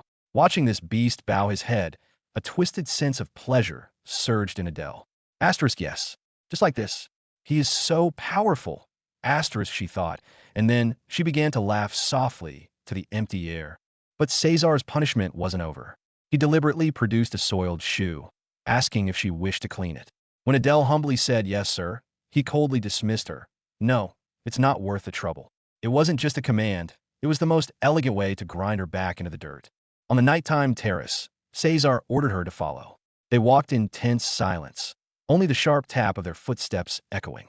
Adele took a deep breath and decided to see the charade through. Humbly, she apologized. "Forgive me. My behavior was unbefitting of a lady." But Cesar tore the mask right off. His gaze sharp as a blade. He demanded, "Are you disappointed you couldn't lure Lucrezia here?" A single sentence, exposing all of Adele's careful scheming at the ball. Struck to the core, Adele almost lashed out in anger. But she dug her nails into her palm, forcing the fury down. In the end, she chose to bow her head once more. "I will accept any punishment you deem fit." Watching her submissive posture, a wave of inexplicable rage boiled up in Cesar. He exhaled smoke irritably, letting out a disdainful tisque. The more she yielded, the more it disgusted him. This humiliating standoff ended with Cesar tossing his cigar aside in frustration. He turned and left, leaving Adele alone under the dim street lamp. The air was left with only the cold scent of tobacco and the frantic beating of her heart. Cesar couldn't sleep either. Standing in the night, his mind uncontrollably flashed with fragmented images. A figure running at dusk, a grand carriage, and a small, muddy hand clenched tight. His thoughts sank deeper into darkness. He seemed to see a burning sky and a figure collapsing in a pool of blood. Someone was calling his name. Cesar. It was a past he refused to touch. Dawn shattered the nightmare. What a damn dream. Waking in his lavish seaside bedroom, Cesar found the irritation lingered. A servant presented his schedule. Lunch with Mademoiselle Adelaide. Seeing the name, he actually paused. He hesitated over the lunch. Jude calmly added that Mademoiselle had been crying. Cesar scoffed, his retort icy. No need to make a fuss over a few tears. Got something to say. Seeing Cesar's dismissive attitude, Jude fell silent for a moment. The chief secretary, who also hailed from the slums, said in the calmest tone, "It's just as someone who also grew up in Jamora, I feel a pang of sympathy for her." The word Jamora was a key, instantly unlocking the darkest vault in Cesar's memory. He saw it, saw how the city devoured the helpless, the filthy streets swarmed with crows, a rotting apple beside a pool of blood. Jude delivered the final blow calmly. Jamora gathers the darkest aspects of humanity. Those who can't conceive of the worst are often the first to die. Cesar's body tensed instinctively. He almost snarled in retort. But we are not. In Jamora, locked in his study, the internal storm raged. He He couldn't understand why that woman was still so miserable in this paradise. What kind of hellhole is Jamora, anyway? Finally, at the peak of his frustration, he gave up. Running a hand through his hair, he growled, "Ack. Fine, I'll go to the damn lunch." Hold up. Has Cesar lost his mind? He just ordered his secretary, in the name of his fake little sister Adele/Adelaide, to invite his actual fiancée, Lucrezia, to the manor, and insisted he must be present. That's like inviting both your real girlfriend and your fake girlfriend to the same hangout. He thinks the very idea is sickening, but his mind races. Asterisk if Adele made a deal with Lucrezia just to survive. Then shouldn't I intervene to help improve their relationship? Asterisk a dangerous matchmaker is born. Cesar's calculating mind is in overdrive. One thing is non-negotiable. His little sister's debut in a high society must be a triumph. And if her biggest potential rival, Lucrezia, could somehow be turned into her public mentor and friend, well, navigating the treacherous waters of the noblewomen's inner circle would become a walk in the park. Showtime. The doors swing open, and Mademoiselle Lucrezia de la Valle makes her grand entrance. Adele's cheeks flush with nervous pink. Don't be fooled by the fine china and soft lighting. This is a battleground, and only one person here knows the full game plan. Tensions simmer over breakfast. Adele smiles, sweetly asking if her brother slept well. But Cesar's mind is reeling, internal alarms screaming. Asterisk, she cried all night. Asterisk, all because of their talk about the so-called initiation right into high society. His casual conversation unintentionally reopened a raw wound he still doesn't fully understand. The gap between their worlds just widened. At the table, Adele puts on her best performance. She smiles, calling her traumatic ordeal a positive experience, thanking him for arranging it. Cesar cuts right through the lie. Positive? You were sobbing your heart out. Adele retreats into her fake narrative, apologizing for her deep-seated country manners. Cesar just stares. The master manipulator is struck silent, maybe for the first time realizing how blunt and brutal his tools have been. And just like that, the trap springs. With a little nudge from Cesar, Lucrezia steps right into the role, offering to help Adelaide and shyly asking if she can visit often. Adele seizes the lifeline, wearing the most perfect, grateful smile. Look at Lucrezia. Blushing, stars in her eyes, she's already hooked. Phase 1 the fake bestie plan? Executed flawlessly. A blossoming friendship? No, this is the foundation of a dangerous alliance. Lucrezia practically glows with sincerity, saying she believes they'll become great friends. And Adele, facing away, must be smiling with a chilling mix of triumph and bitter irony. Friends? No, they're a resource. This is the only lifeline she's allowed to grasp in this viper's den. Across the table, Cesar sips his wine, a cold smirk of satisfaction playing on his lips. Everything is going according to plan. Adele, meanwhile, moves her cutlery with mechanical precision, every gesture a performance under his relentless gaze. Under the pressure, she can only lower her eyes, a flush of shame and tension coloring her cheeks. This isn't dinner. It's a predator enjoying the sight of his ensnared prize. The exquisite feast continues, a tableau of false opulence. But the real game has only just begun. Sunset in the gardens, the mood shifts into high gear. Adele softly thanks him for the pleasant day. But Cesar abruptly switches gears. He kneels, presenting a white rose. A proposal? Wrong. The next moment, he presses a kiss to her cheek and dismisses her with a curt "go back inside." What is this? A claim? A warning? Or the first sign that the master player's own carefully guarded feelings are in complete disarray? Direct hit. Lucrezia's heart just exploded into a full-blown crush. Looking at Adelaide, she's blushing and tripping over her words, swearing to take care of her at the upcoming birthday banquet. Meanwhile, Cesar stands there, cool as ice, correcting her choice of verb. Assist, not care. One woman is already lost in her fantasy, while the man who orchestrated it all ruthlessly maintains the charade. Walking her out, Adele delivers the killing blow. She smiles, genuinely thanking Cesar for inviting Lucrezia, saying she hoped for a chance to talk to her again. Oh, the irony is brutal. Cesar keeps his expression neutral, but his finger taps a sharp, angry rhythm. His own plan just backfired spectacularly.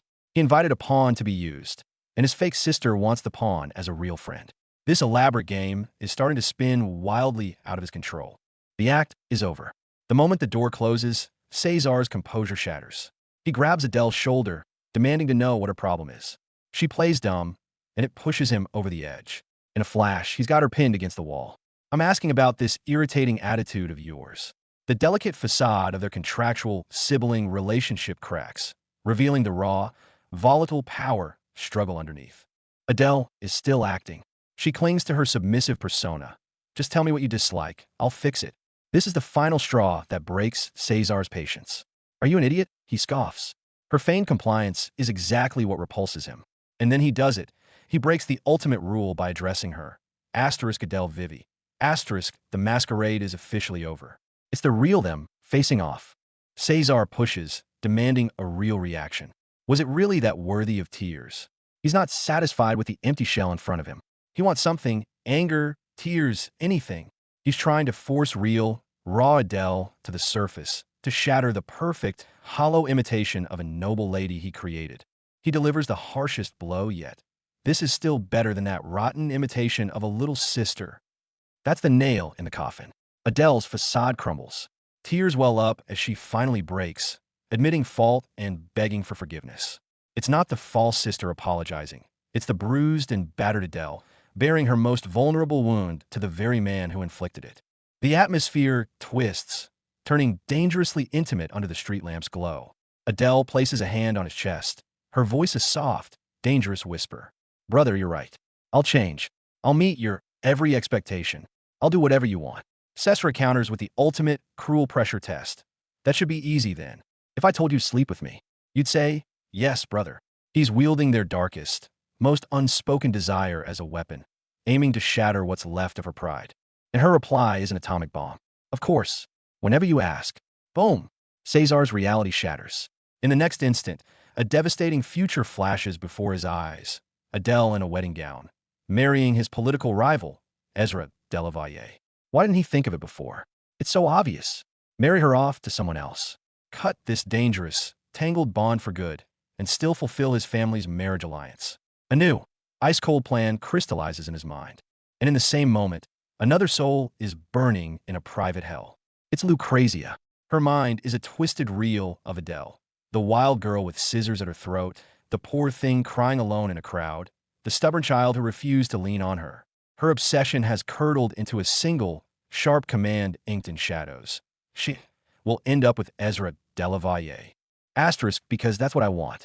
Asterisk, two people obsessed with controlling Adele's fate for vastly different reasons have just converged on the same horrifying destination. Cesar finds Adele in the gardens. He tears off the last shred of pretense. With a dismissive flick of his finger against her chest, he looks at her with pure disgust and contempt. It's truly sickening. Is he disgusted by her fake submission, or by his own chaotic desire that she provokes?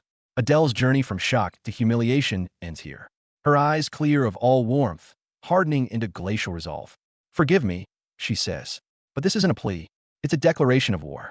This is sickening. She's alone in the grand hall, swaying, almost collapsing. Cesar rushes to her side, his mademoiselle hanging somewhere between concern and mockery. She insists she's fine, but the suffocating mix of sorrow and fury is a lie she can barely hold.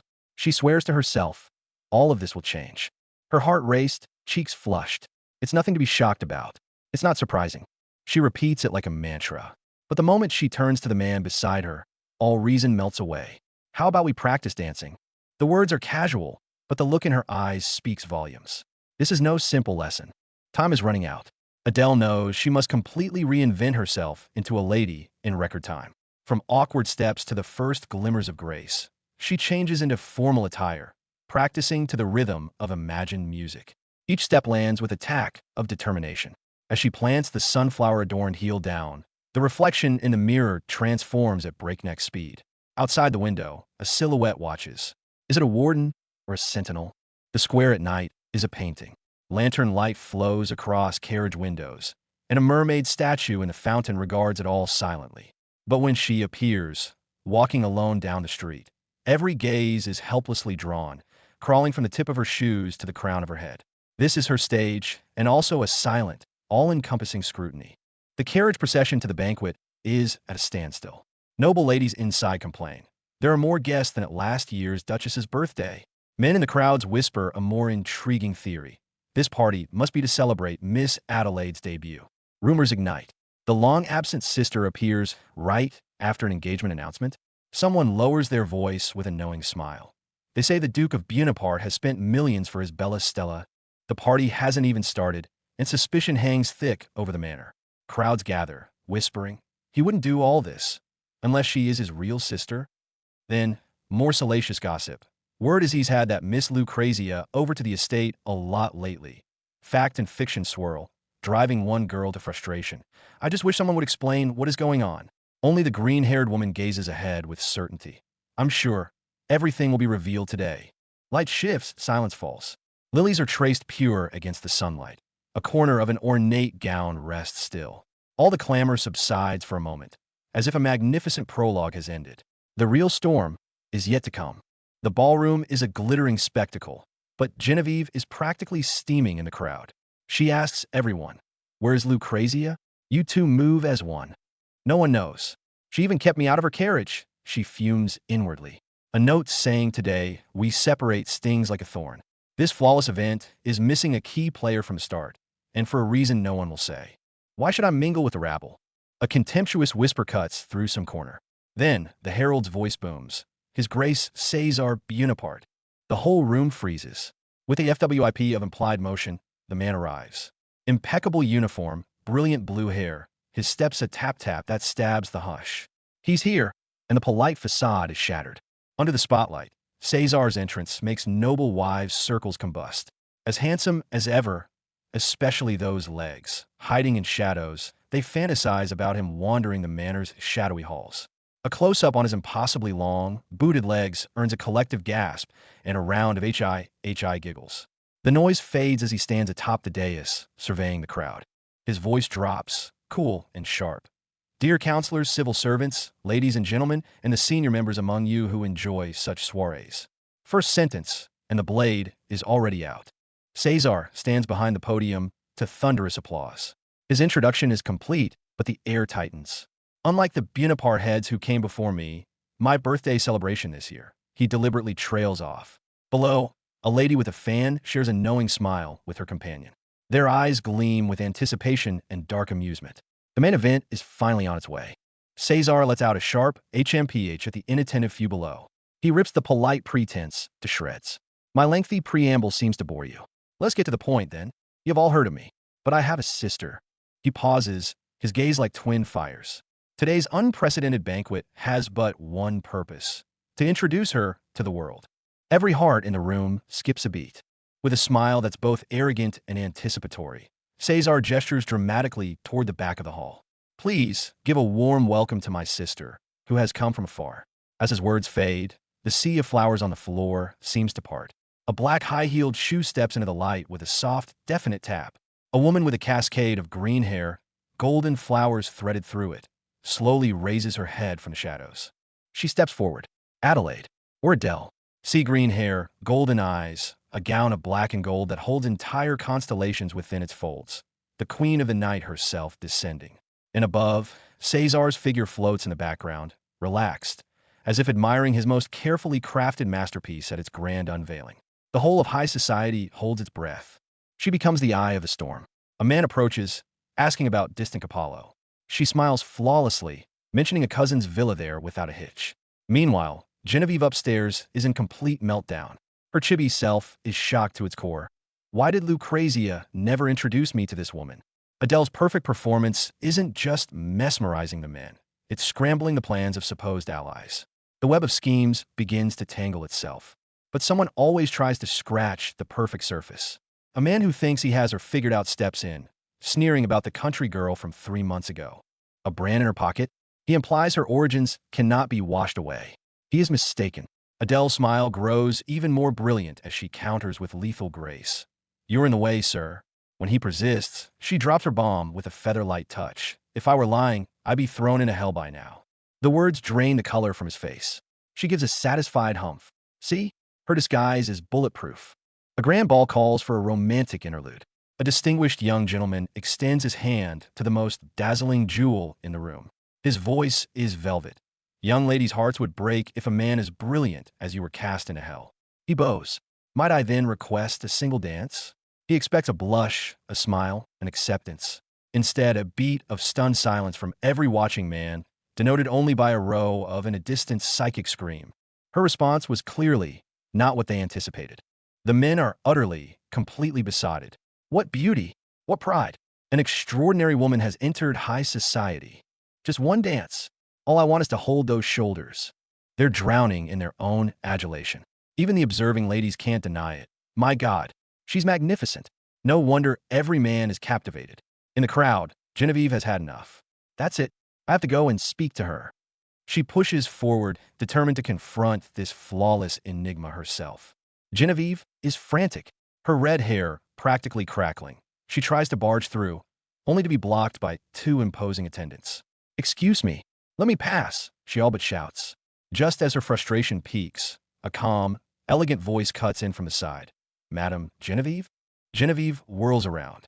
It's her, Lucrezia, dressed in pink and white. A white flower in her raven hair, stands there smiling serenely. She looks past Genevieve's agitation and addresses her directly. "Miss Adelaide, may I introduce my friend?"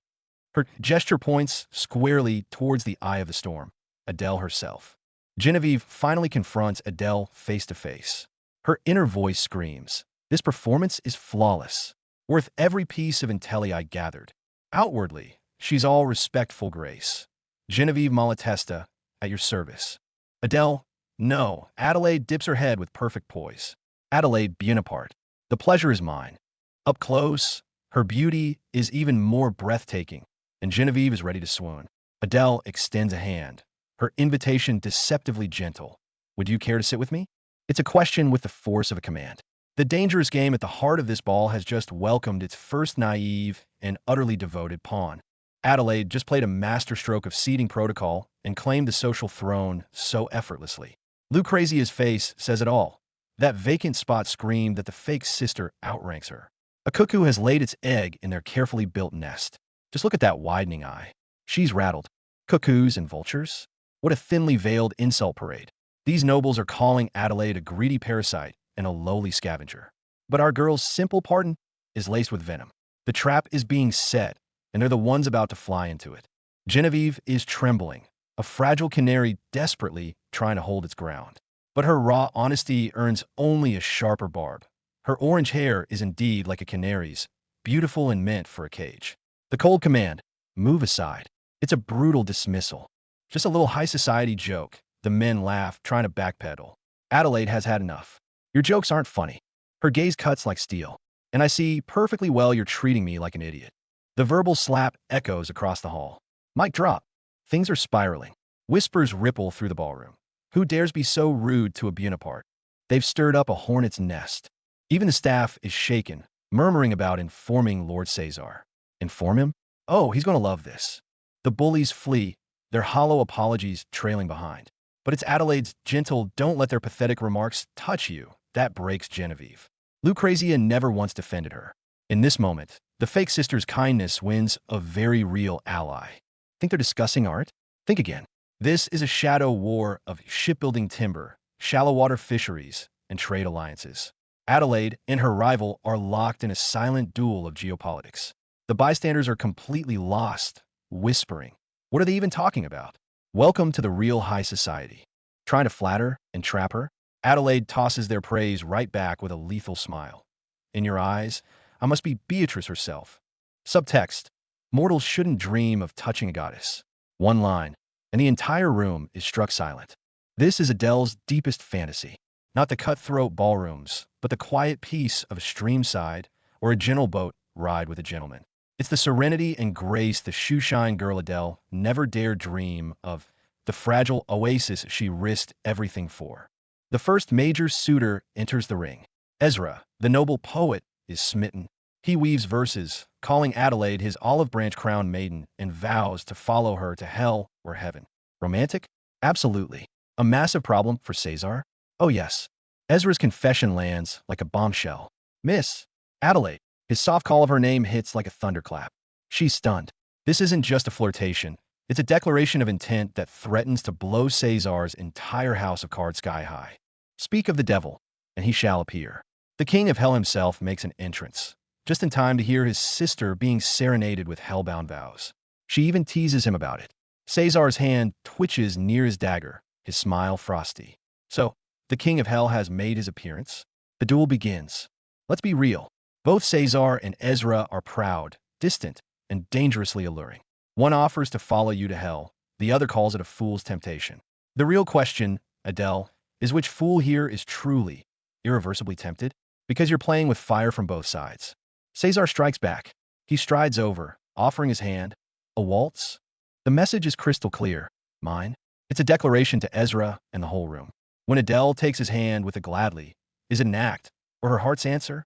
The moment they touch, the air crackles. Lucrezia just witnessed the worst possible scene. Her eyes are glued to the siblings' intertwined fingers. It's over for her. And look at Cesar's icy profile. That's not brotherly protectiveness. That's a man's possessive fury. Her carefully constructed reality is shattering. No more audience. Cesar drops the act, sneering at her nauseating performance. Adele hits back with faux innocence. What performance?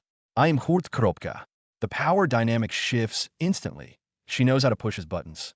Cesar's final retort? Precisely. The game between them has spiraled into something entirely new and dangerous. Adele doesn't back down. She charges forward. If you hurt me, Cesar, I'll welcome it. She's playing with fire, daring him to lose control. And by the harsh FWIP of a blade being drawn, he's more than willing to oblige. This is way past a warning shot. Cesar descends upon her like a hawk. Sure you won't cry this time?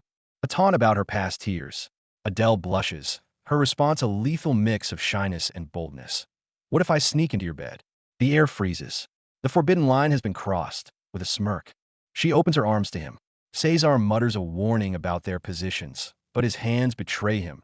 He yanks her into a fierce, possessive embrace. This is no brotherly gesture. This is raw, frustrated, overwhelming desire, crashing through every rule he set. A touch. That's all it takes. Adele's innocent proximity triggers a meltdown in Cesar. His mind screams, I told her to act like my sister, but she defies me at every turn. The arrogance. Yet to the world, they're the picture-perfect siblings. The irony is a blade. The dangerous game has irrevocably changed. At the grand ball, Cesar corners Adele. His polite smile is a cold shield. His inquiries about the arriving Ezra de la Valle, laced with thinly veiled threats and a stark reminder. She is playing a role in his game, and the original marriage pact still looms over their every move. Meanwhile, the much-anticipated arrival is a spectacle in itself. Ezra de la Valle enters like a true ruler, every tap of his boot echoing authority. The figure prostrated before him isn't just showing respect. It's an act of absolute submission to raw power made flesh. And then the plot thickens. This powerful newcomer walks straight to Adele. The pawn in Cesar's game is now the object of another's gaze. Ezra's polite inquiry about Mademoiselle Adelaide makes her heart skip a beat, a mix of shock, shyness, and a dangerous flicker of something real. The stage is set for war. Look at Cesar. He's seething, his hand clenched tight. It's not just jealousy. It's a man realizing his perfect plan is hitting a snag named Ezra. And Ezra himself, framed by starry flowers, is the picture of noble elegance, a worthy rival for both heart and title. Ezra calls his shot right in front of Cesar. Mademoiselle Adelaide Bonaparte. The question hangs in the air like a gauntlet thrown. Adele is on edge. Cesar is absolutely fuming. His glare is a silent, deadly order. Back off. Will the new player obey? The stage is set. The cover says it all. Here stands Ezra de la Valle in all his glory. His arrival isn't just a new chapter. It's a full-blown threat to Cesar's entire scheme. The lavish ball is just a backdrop for the real show, a three-way tug of war over identity, love, and fate. Cesar's response is pure dominance. He crushes Adele into a tight dance hold, right in front of a stunned Ezra. It's a savage statement of ownership, a dare. Adele can't breathe. It's less a dance, more cage. Through tears, she begs to be escorted off the floor. The charade is cracking under the pressure. The show of force is over. Cesar whispers a loaded, well played, but who's he really talking to? He leaves her standing alone in the grand hall. Every tap of his retreating footsteps echoes the hollowness of their arrangement. He used her to make his point, and now she's left to bear the emotional fallout. Classic Cesar. Did they think no one was watching? Genevieve sees right through it. She coolly points out that the seemingly flawless Duke was off his game during that dance. If this master manipulator is showing cracks, it means one thing. Adele is becoming his unpredictable variable, his greatest threat, and his fatal weakness. But the real danger lurks in the shadows. Cesar's jilted fiancée, Lucrezia, watches with a predator's eye. Because I love him, she declares, and it sounds like a death sentence. This isn't love, it's obsessive ownership. Her chilling calm is more terrifying than any rage. Even her maid is trembling, begging her to stop. A classic case of smiling faces and sharp knives. A friend tries to downplay the incident as a tasteless joke from Adele's sister. But Lucrezia's response drips with icy venom. She will most likely marry my brother, she states, not with acceptance, but with the chilling resolution of someone who has embraced a cruel fate and is now sharpening her claws. The dawn finds the grand party finally over. Servants praise young Master Cesar for a flawless event. But look at his face. Where's the satisfaction? He's still stewing in that unexplained rage from the dance floor. His plan may be perfect on paper, but his heart is in utter chaos. A perfect night, a miserable man. His secretary cheerfully nags him to take care of himself, joking that his company's stock depends on his bachelor appeal. It's a light-hearted moment that underlines a dark truth. Cesar's entire worth is tied to his persona. He brushes it off with a curt order and leaves, his hurried footsteps betraying a man trying to outrun his own gilded cage. A simple happy birthday is offered, but Cesar's response is glacial indifference. The warm scene of well-wishers cuts to a dark, echoing forest with unsettling tap sounds. This day isn't a celebration. It's a ghost, a reminder of a past far more painful than any present-day charade. Cesar's inner monologue unfolds. He admits it. She has done well. But his mind flashes to a cryptic scene, a man wading into a lake, shedding his clothes, and perhaps his old self. Is this a metaphor for Adele's transformation, or his own? The more he calls her my little sister to himself, the more the lie burns. Meanwhile, Cesar's memory serves up another sister performance. Lucrezia plays the part perfectly, coy, demanding gifts, even mimicking to gain favor. She thinks she's charming her brother, but she's just a solo actress on a stage he long ago walked off of. The truth cuts deep. Jude reports that Adele hasn't touched the jewels Cesar gave her. Yet Lucrezia spins tales of shared dressing rituals. One is putting on a show of intimacy, the other is genuinely pulling away. Cesar's smirk hides a wound, and the man muttering, "What a stubborn mule," by the window plots his next move. A brutal memory assaults Cesar. He recalls throwing her darkest secret in her face. "You're just a shoeshiner." But her retort was the ultimate equalizer. "Without me, you are nothing." Two fiercely proud souls, wounding each other. Yet her final, quiet response, "You are too harsh, brother," was the one that truly disarmed him. An even darker threat emerges. The secret of Club Galato, where someone vanished into thin air during an initiation ritual. It's a chilling reminder of the hidden horrors beneath high society's glitter. And it sounds terrifyingly like a metaphor for Adele herself. If her mask is ripped off, will the real girl vanish forever? Just like those tears? And here we have it. Cesar finally cracks. Alone in the dark, he fumes, smokes, and rages. It annoys me, but I don't know why. That's the scariest part. The master of control can't even identify his own chaos. He concludes, "What matters is that I am angry." When a grandmaster is ruled by fury, how long before his entire game comes crashing down? In the moonlit garden, a white gown sways. Adele, no, Adelaide, takes her evening stroll, completely unaware that her every step is being watched. The predatory gaze from the shadows belongs to none other than Cesare. The contract was fake, but what about the heart currently stalking her under the moonlight? If this is a dream, she'd pray never to wake. In the heart of the forest, Adele gently rocks in her chair, serenaded only by silent music and moonlight. A moment of peace she never dared dream of in the slums. The peace explodes. A chair topples, and Adele crashes to the ground. From the shadows, Cesare bursts forward, his cry of "Adelaide," echoing with raw panic. Is it concern for her, or fear for his perfect, expensive puppet? Mask on. In Cesari's presence, Adele instantly transforms back into the perfect, demure Adelaide. Her gentle words flow like honey. Too perfect. Cesare watches, a single bead of sweat betraying the turmoil raging beneath his cool facade. "You're my brother. Of course I worry," she says, her smile flawless, her logic perfect. But the narration cuts through it like a knife. She's so rational, she's become devoid of all feeling. "Cesare, the worry you crave isn't a sisterly one, is it?" Against all odds, she stays. They sit side by side in the rocking chairs, Cesare striking a match. As smoke curls upward, his inner monologue is bleak. "She never lingers with me." As if breathing the same air as me is unbearable. My friend, that's not disdain you're feeling. That's pure, unadulterated hurt. Scene change. The smoke thickens indoors. The earlier tenderness flickers like a dying cigar ember. Cesare glares across at her, his thoughts a snarl. She's about to leave again, to go find that Ezra.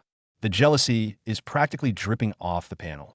Alone on his perch, Cesare stares into the distance, the cigar smoke more twisted than his thoughts. What do I even expect from her, he wonders. Excellent question. Do you expect a bootblack to love you, or a liar to show you her real heart? The gentle mask is ripped to shreds, while Adele remains in character, asking, "Why do you hate me, brother?" Cesare smiles, and it's the coldest expression yet. He lays his cards on the table. Stop the act. Turn back into the Shoeshine girl. The storm has arrived. She fires back. Adele looks him dead in the eye, with a clarity and conviction he's never seen. "I love you," she declares, "from the bottom of my heart." Cesari's cigarette slips from his fingers. Oh no, he's shaken. He's totally shaken. Sparks fly.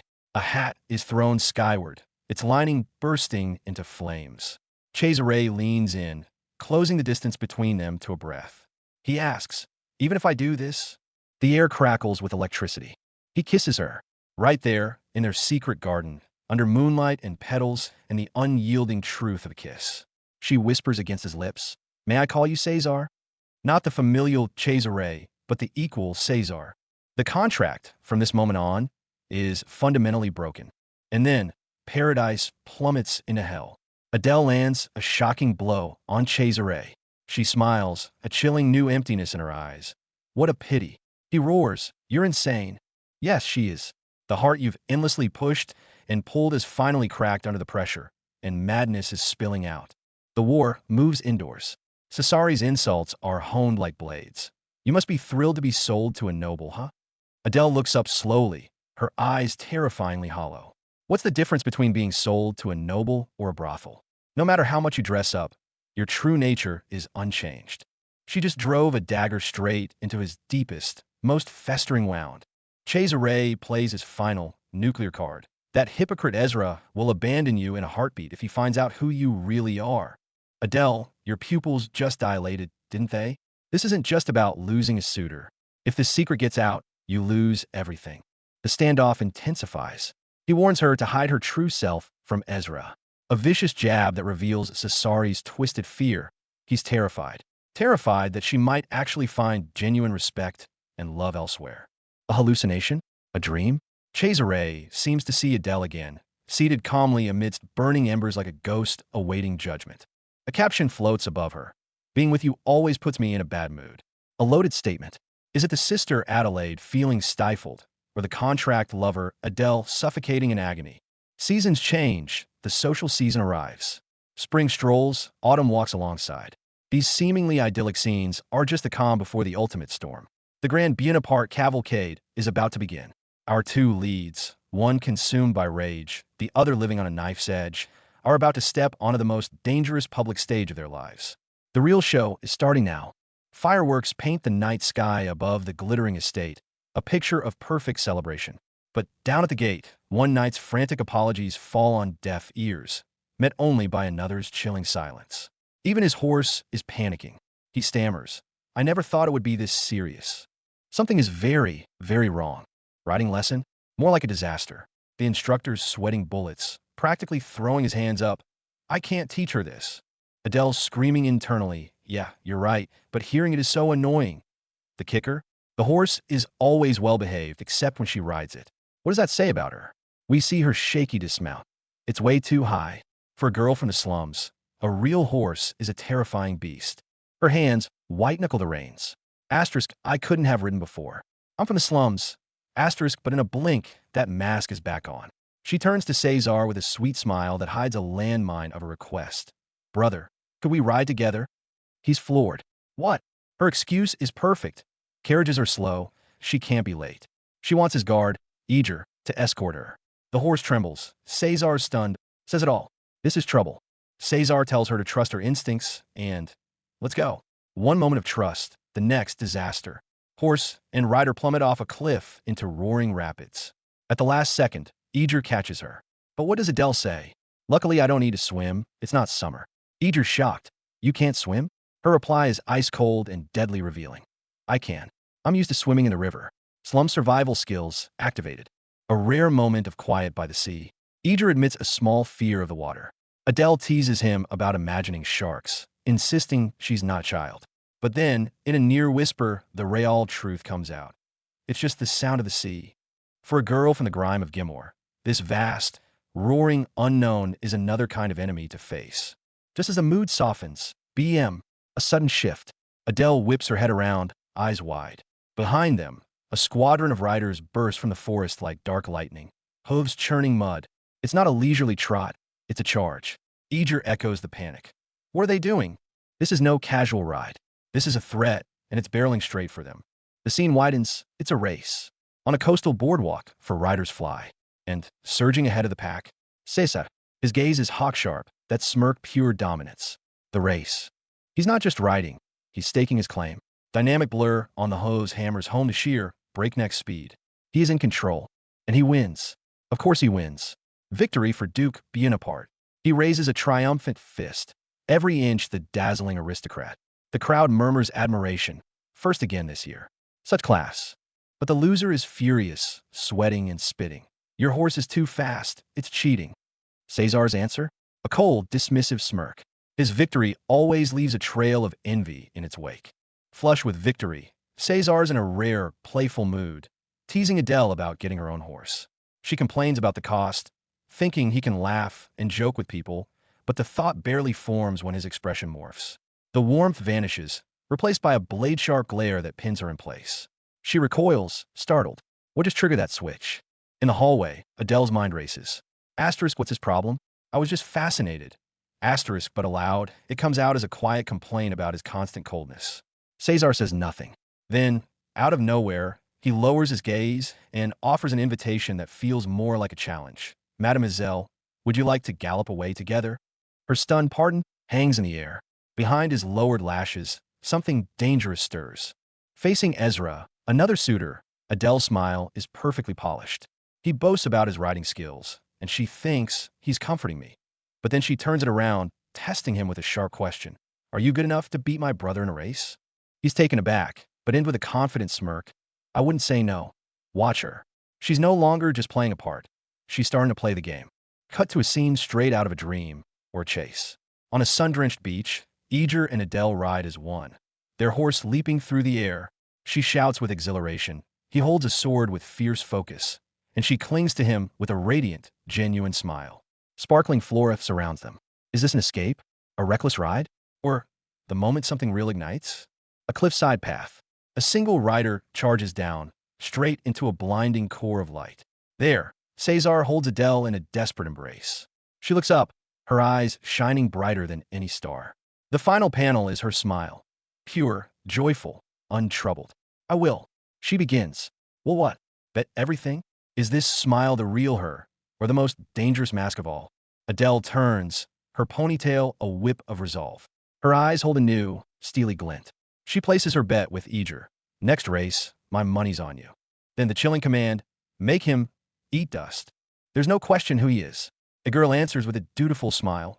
Very well, mademoiselle. The master and the fake sister are gone.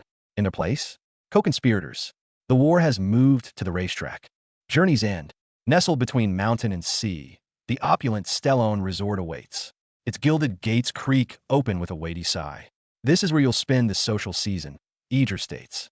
Adele gazes at the paradise before her and whispers, it's magnificent. But every bit of this beauty comes with a price tag and a dozen hidden snares. Hoofbeats shatter the calm. Cesar and Adele ride in. Lucrezia is waiting. Pleasantries are exchanged, knives sheathed in silk. Then Adele extends an invitation with a sweet smile. There's a lovely path nearby. The other girls and I are walking. Would you care to join us? It sounds friendly. It feels like a trap. The hunter has just called out to her prey. Cesar delivers the final order, his gaze a cold verdict. Sire Cesar has already given his consent. He turns, cloak swirling. Adele takes charge, instructing her companion. Leave the horses here. Meet at Santa Lucia Plaza in 30 minutes. This is no casual stroll. It's a mobilization. Behind the glittering facade of the social season, the shadow war begins. Adele sprints across the plaza, panicking internally. Asterisk, I just got here, and it's already starting. Asterisks are made, Epony pulls her inside. As deft hands work on her hair, the real briefing begins. The social season truly starts today. Now that you've officially debuted, you will be moving among high society's key figures. Every strand of hair is being styled for battle. In the depths of a shadowy corridor, ghostly silhouettes stand watch, eyes glowing with malice. Epony's voice drops to a warning. The nobles of Fornity form a very closed circle. They will mistrust you for arriving late. They're nicknamed those who grew up hearing the same bell toll. Exclusive and dangerous. Adele zeroes in on the hypocrisy. The young master's mother faced difficulties for being from elsewhere, but she's imperial family, isn't she? Even royal blood isn't pure enough for this crowd. Before the mirror, Adele is sculpted into perfection. Whispers echo. They will question if you truly belong to Bonaparte. To prove herself, she must present a token. Perfume, hairpieces, each step forges another piece of her armor. She stares at the refined lady in the glass, expression solemn. This isn't grooming, it's arming for battle. She must use one grand lie to shatter 1,000 doubts. No sooner does Adele arrive at the seaside with the aristocratic ladies than she's swarmed by their enthusiasm. They praise the stunning coastline, and she nods politely, but her mind is miles away. This vacation? It's a facade. The moment she says, but you know those calm waters are about to get choppy. Game on. The battlefield isn't the gambling hall or the salon. It's this casual chat about horseback riding. The subtle barb is thrown, accusing her of being an imposter who can't even ride. Adele doesn't dodge it. She owns it. I can't get along with my horse. But then she flips the script, using the moment to advocate for those genuinely struggling. A masterful parry. Adele unleashes her full arsenal.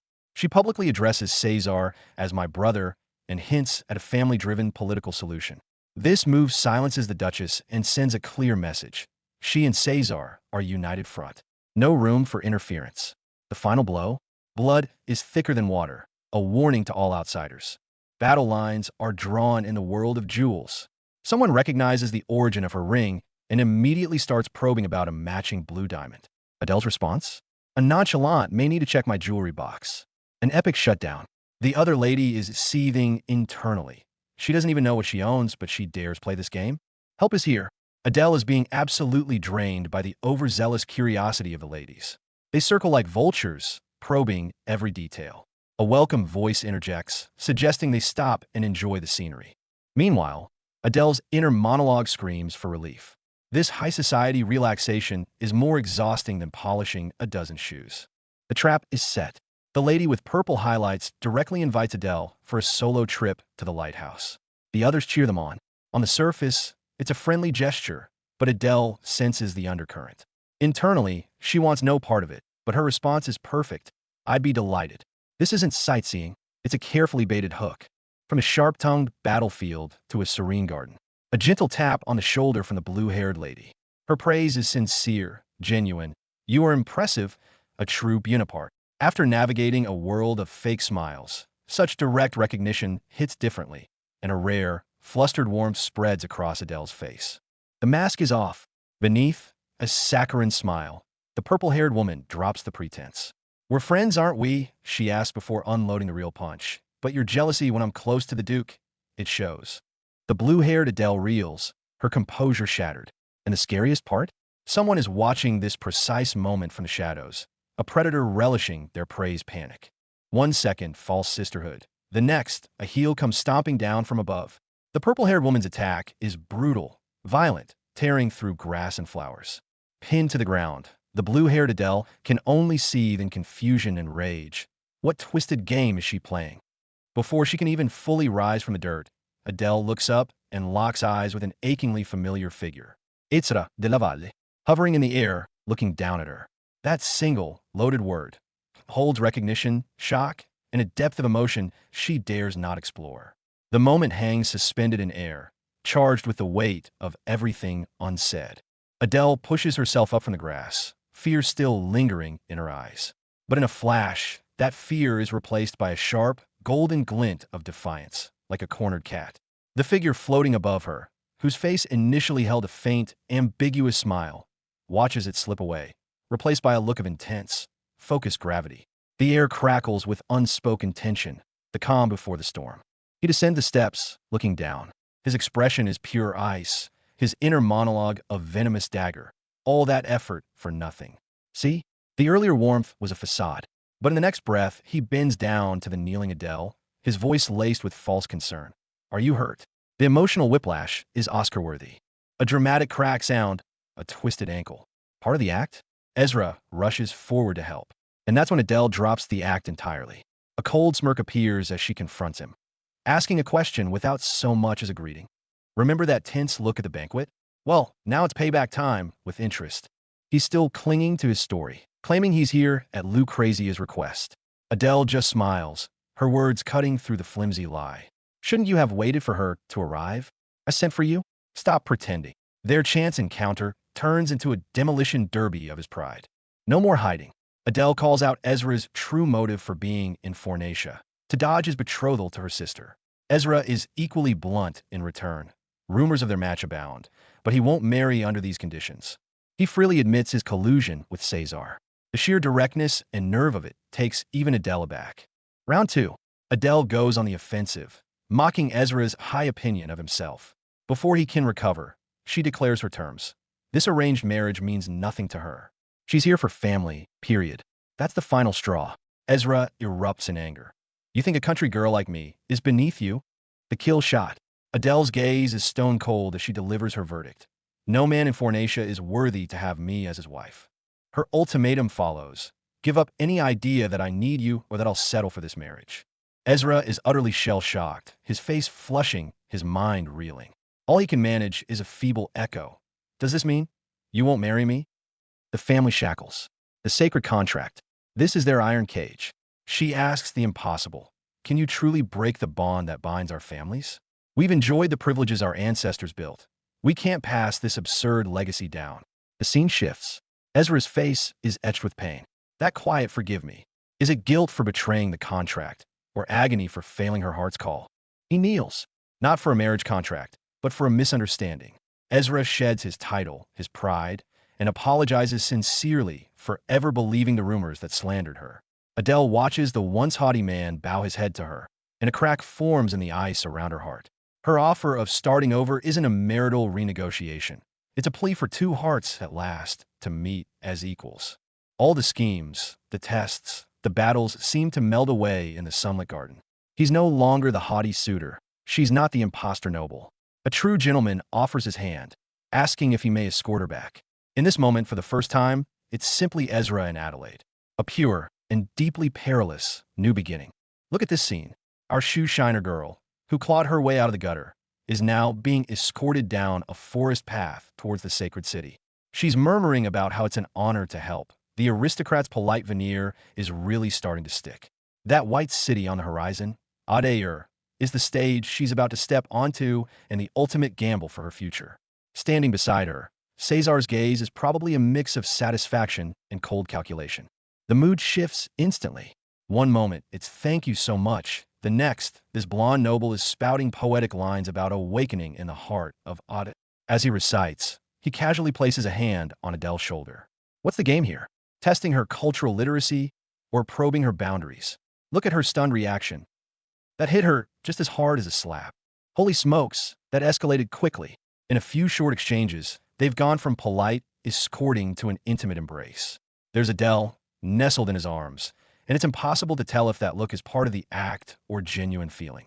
But did you catch who's watching from behind the trees in the distance? Yeah, that's Cesar. His eyes are probably blazing by now. The piece he meticulously groomed is about to be taken off the board by someone else. See that? That's Cesar's face. It's not just anger. It's the absolute zero before the explosion. He's glaring at the lovebirds in the distance, and the serpent inside him is starting to whisper, Chuchot, le serpent. The serpent whispers, game over. Someone's about to pay a steep price. The sweeter they look, the more chilling Cesar's gaze becomes. Whisper, the snake. This isn't romance. It's venom churning in his veins. He's a predator watching a rival play with his most prized catch, right under his nose. He retreats into the depths of the garden and lights a cigar. Smoke curls, thoughts churn.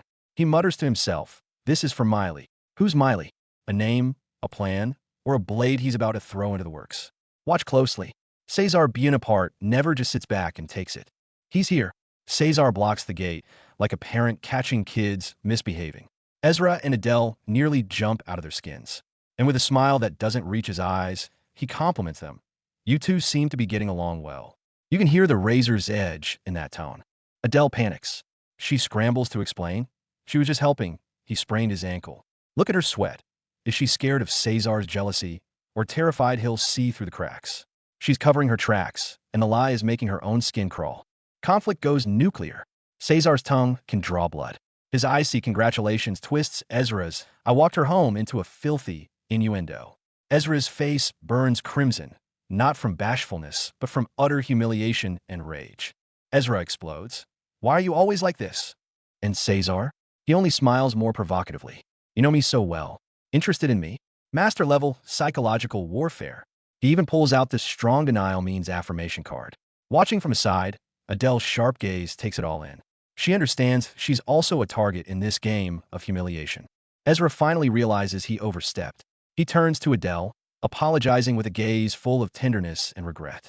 But Cesar's eviction notice is immediate. Shouldn't you be leaving? My sister needs treatment. See how he perfectly bundles concern with get out? Cesar finally drops the last shred of pretense. I can't stand watching you make eyes at my sister any longer. That's his red line. Adele can be a pawn. She can act, but she can't be genuinely coveted by someone else. He turns and walks back into his gilded cage, the setting sun casting a long, cold shadow behind him. Back at the estate, Cesar instantly reverts to the cold commander, inquiring about the injury, issuing orders. Even the steward, Giotto, looks tense in his presence. But where's Adele? Next scene, she's being interrogated alone. The door slams shut. Cesar commands Flavia like she's a prisoner. Explain yourself. Shaking, Flavia points the finger at Lucrezia, saying the accident happened during their walk. Looks like our etiquette minnow is tangled in this web too, and she's been caught. After grilling the others, it's time for the insider. Adele tentatively tells Cesar, I think Lord Ezra is starting to take an interest in me. Cesar falls silent, then repeats with a loaded tone, Interest? Is that so? That's the sound of a hunter weighing his catch. Cesar drops a loaded question. Ezra invited you to his book club. What do you think? He even pretends to offer a choice, mentioning another club. Adele's first instinct is submission. I'll do as you wish. But a second later, internal alarms blare. Wait a minute. Is he testing me? The Shoeshiner's instincts are waking up. Gazing at the sunset, Adele's mind races. If this is a test, then wouldn't accepting Ezra's invitation appear more genuine? She turns and, for the first time, volleys a question back at Cesar. Why? This is the pivotal shift from pawn to player. Cesar lays his cards on the table. Our objective is for me to marry her, Lucrezia. The target is right in front of us. Retreating now makes no sense. He orders Adele to get closer to Ezra as part of the plan. When she asks if he really thinks Ezra will come, Cesar smiles like a devil. You said you enjoyed your conversations with him, right? See? Even her moments of genuine feeling are just weapons in his arsenal. He ends with the ultimate put down. If he's on the same intellectual level as you, then we're not going to get much out of this today. That's Cesar for you. Always using humiliation as a whip, negation as a leash. But Adele simply ends the conversation with calm finality. All right, that will be all for today. She's learning his composure. The next day, Ezra actually comes. Sunshine gardens him smiling as he calls out Mademoiselle Adelaide. Adele turns, and her inner voice echoes. He really came. The plan moves forward. The act must go on. But when she smiles back at him, how much of it is performance, and how much is a dangerous flicker of anticipation she doesn't even recognize in herself? The moment is ripe. Dusk at the garden gate, the perfect stage for confession. Ezra de la Valle, the honorable noble, finally drops the act. He looks straight at Adele, each word hitting her like a hammer. The club was just an excuse. I came because I was worried about you. Well now, he's laying it all out. No time for her to even breathe. Direct hit. Adele is completely stunned, the little pink bubbles in her brain exploding into fireworks. She thought attending this high society gathering was just a formality. Who expected to face such a straightforward attack? Listen to that cling, her mind is scrambled. And look at Ezra, seeing her reaction, coyly touching his chin, face flushed. Someone's feeling pretty pleased with himself, isn't he? The sweeter the fantasy, the harsher the reality. 1 second, she's laughing and joking with Ezra on the flower-lined path, the air thick with sweetness. The next, cold reality crashes down. The noble lady needs an escort to stand, someone to accompany her. Ezra's smile freezes solid, warping into an awkward, oh. See that? That's the invisible, unbreachable wall standing between them. A romantic two-person world? Forget it. A seaside horseback ride turns into an interrogation. Ezra dons the detective hat, his opening line a loaded question. Does the Duke Bonaparte treat you well? A question laced with daggers. Adele has no choice but to keep up the act. Yes, my brother is very kind. This exchange is all calm water on the surface with dangerous reefs beneath. And with that watchful officer nearby, this date has some serious security. Counterattack. Ezra tries to keep probing, but Adele flips the script. She calls him gentle, says he's reserved and shy, even exposing his secret act of caring for her yesterday. Look at the man, completely dumbfounded, eyes wide with shock. That moment he looks down, doesn't he look like a big, gentle puppy whose weak spot just got poked? Adele is learning fast. Now she's even skilled at mind games. Oops, she said too much. Ezra's smile turns off-kilter, morphing into something sardonic and dangerous. Treated in her room? A single woman. With each question, the atmosphere chills. Adele knows she slipped up. That delicate, ambiguous line in noble conduct. She just carelessly crossed it. They ride side by side, but their hearts are miles apart. The narrator's note is spot on. They're both deceiving themselves. The veil is torn. Now what? The woman of the hour makes her entrance. The moment Adele steps into this opulent library salon, she becomes the epicenter of all gossip. That's the girl from the rumors. Her partner is Lord Ezra. Every gaze, every whisper prickles like needles. Ezra beside her is both her shield and her biggest liability. See that red-haired girl's shocked expression? A new storm is brewing. Plot twist. The red-haired girl, Genevieve, is actually Adele's fan. The moment she recognizes her idol, she practically explodes into a pink firework of joy. We were friends at the banquet. Adele's simple words send her over the moon. Look at all these little hearts. A lowly Shoeshine girl, now the idol and confidant of a noble lady. The irony is delicious. The danger is palpable. Adele blends in with the scholars, hearing them discuss classics she's never even heard of. Her internal alarm is blaring. While they debate philosophy, she's figuring out how to not slip up. Their knowledge far surpasses anything a shoeshiner like me can pick up in a library. That immense chasm engulfs her in an instant. The masquerade has entered the hardcore dungeon. One wrong answer, and it's game over. Hard mode activated. 1 second, it's a refined academic atmosphere. The next, the faces of those professors and poets go dark, leaving only glowing eyes like ghosts. If I say one wrong word here, this isn't a book club. It's a linguistic inquisition. The mood plummets to sub-zero. And our heroine, Adele, she sips her drink calmly, as if it's none of her business. But that sudden question, who is your favorite writer, is the real trap. A legendary save. Ezra, you absolute legend. Just as Adele is about to be put on the hot seat, he casually takes the lead, launching into an eloquent tangent from another angle. He's not discussing literature. He's constructing a firewall for Adele right before everyone's eyes with a brilliant speech. The way Adele looks at him shifts. This feeling of being carefully protected is utterly foreign to her and dangerously alluring. A surge of warmth. When Adele names Ezra's favorite author with perfect accuracy, the light in his eyes is impossible to hide. He says he's delighted they share the same taste. This isn't about books. It's two souls carefully exchanging a secret code. In this world of hollow nobility, a sliver of genuine connection feels like a warm flame in the darkness, almost heartbreaking.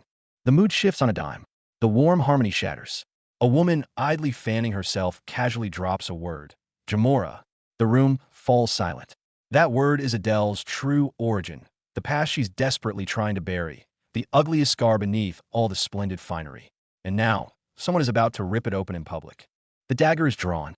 These well-dressed nobles finally tear off their masks of civility. They call Jamora a rat hole, talk about destroying it, planting a magnificent garden in its place. Every word is a death sentence for Adele's former home. They discuss the fate of the poor like they're deciding on trash disposal. Sitting there listening to the verdict on her people, Adele's nails must be digging into her palms. Maximum pressure. Someone proposes an even more sinister plan. Export the residents of Jamora as slaves. This is beyond prejudice. It's a blatantly inhuman proposal. The red-haired woman next to Adele is still calmly analyzing its feasibility. These people are insane. Living in their ivory towers, they wield the power of life and death over those in hell. Adele, hold the line. The blonde woman thrust the most pointed question right at her, like a dagger. A person in their right mind would have left Jamora long ago, no? This question is designed to destroy. It's forcing Adele to betray her past, to admit that those who left were sane, those who stayed deserve it. It's not just asking her opinion. It's demanding her public contempt for the place that raised her. A soul-searing interrogation. Adele's gaze turns to ice. Watching these pontificating nobles, all she feels is contempt. These people have no idea what poverty or lack of education is. She knows it all too well. She clawed her way out of the hell they speak of, and now they want her to applaud its erasure. Showdown. Adele finally speaks. She doesn't refute the slavery proposal. Instead, she silences everyone with an even sharper retort. With a cold smile and a raised wine glass, she looks at the proposer. I was just wondering if you'd have the courage to repeat that in the street. Dead silence. She just ripped off the veil of hypocrisy. If you're so brave, go say it to the actual slaves to their faces. Final warning. The other woman panics, invoking the noble law of omerta, trying to use rules to intimidate. But does Adele fear that? She is the greatest violator of that law. She stares back, unwavering.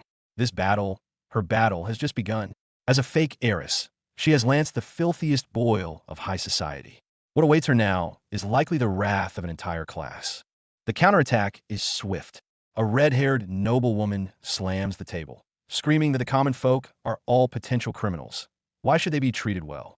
Puffed, so used to looking down on people. But Adele remains unshaken. Her retort cuts deep, every word a targeted strike. The scene completely unravels. Adele tears off their hypocritical veil with her bare hands, pointing her finger directly at a certain Viscount who built his fortune on his family's 50,000 gold coins. He reached the summit merely with the 50,000 gold coins his family gave him. This is what they call hard work. Seriously? Look, now they're trying to refute her with anomalous cases, inventors, strivers, anything to prove that people on the bottom deserve their lot. This tired rhetoric, Adele has heard it a million times before. Here comes Adele's killing blow. She stops talking about cases and just slams the cold, bloody reality right into their fancy faces. 50,000 gold? Many don't even have 5 coppers. No food, no clothes, even education is a pipe dream. This is the laziness you talk about? Every single word is a resounding slap to those nobles who sugarcoat misery. The red-haired noblewoman is utterly enraged, accusing Adele of belittling their hard work with her own narrow experience. She fans herself open with a dismissive flick and utters the cruelest line of the entire salon. If they're unhappy, they should have just been born into a better family. The coldness of the class chasm is bone-chilling. The fierce verbal battle drains Adele completely. The debate might be over, but the shadows linger. Alone, her body trembles faintly with fury and frustration. The abyss named Jamora is always watching, right behind her.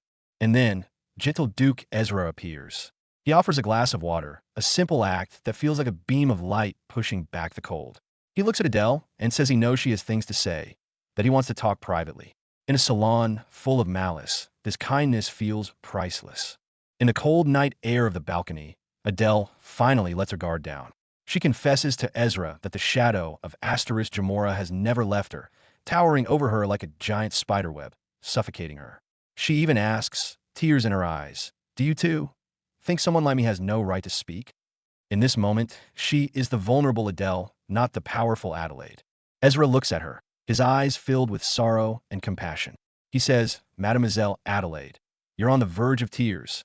Gently touching her cheek, he tells her he could never think that way of her. This late-coming understanding and tenderness, it makes even a fiercely guarded Adele flinch. The gentle afterglow remains. Ezra's touch on Adele's cheek anchors her teetering emotions, if only for a moment. Neither knows that their passionate debate is already being twisted and spread like wildfire. The rumor mill is sharpening its knives. The butler appears, cutting short the fragile moment of warmth. "Mademoiselle," Ezra also reminds her calmly, "it is time to return." The bell of reality tolls. Adele must leave this harbor and return to the gilded cage of her false identity. Rumors ferment at an alarming pace. Another red-haired noble is holding court at a different gathering, lambasting Adele's words as rude and heartless, even dragging the ocean goddess into her tirade. She claims Adele doesn't understand noble humor, and that every word she uttered was deadly serious. The danger escalates. Adele is now labeled a clueless outsider with no grasp of the rules. Skeptical voices multiply. Someone calls Mademoiselle Adelaide quite eccentric. To prove their point, an example is invoked.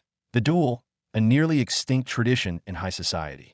The pointed criticism, veiled and clever, is aimed squarely at Adele's unrefined, lower-class instincts. The dissection continues. They claim the tradition of dueling for a lady's honor died because it limited female social participation. This sounds noble, but the undertone is venomous. The subtext is clear. A true noblewoman should master social decorum, not stir up trouble that calls for violence. Adele, you are the trouble. Meanwhile, someone reflects on their conversations with Adele, feeling like they were going in circles. The bespectacled man presses. What do you think she would have answered? The gentle noblewoman smiles and gives her impression, mimicking Adele's possible tone, saying firmly, I hope the one fighting for me will win. This sentence will become fatal evidence in the future. Gossip hardens into judgment. Someone outright declares, it's hard to see her as a true Bonaparte. They propose a public test for her at the upcoming Ginable Salon. This is a naked declaration of intent to put her on trial. Meanwhile, our male lead, Cesar, who should be carousing at his usual club, is somewhere else, visibly unsettled. Cesar makes an unusual appearance at the Licentiate Club. His friends are surprised. Don't you usually go to the other place? Holding a glass, his gaze is icy and agitated. Yeah, why is he here? He can't articulate it himself, but an inner voice is screaming. Has that foolish woman, Adele, already fallen into Ezra's or someone else's trap? This inexplicable irritation threatens to drown him. His gut feeling is right. The eye of the storm has shifted beyond the salon he thought he controlled. A deadly web, woven by the jealous Lucrezia and the formidable Duchess of Ginable, is tightening around Adele. And Cesar, the man who prided himself on controlling everything, feels the reins slipping for the very first time. The game of aristocratic intrigue begins. From the shadows, Cesar watches Adele with the intensity of a hawk, his gaze sharp as a blade.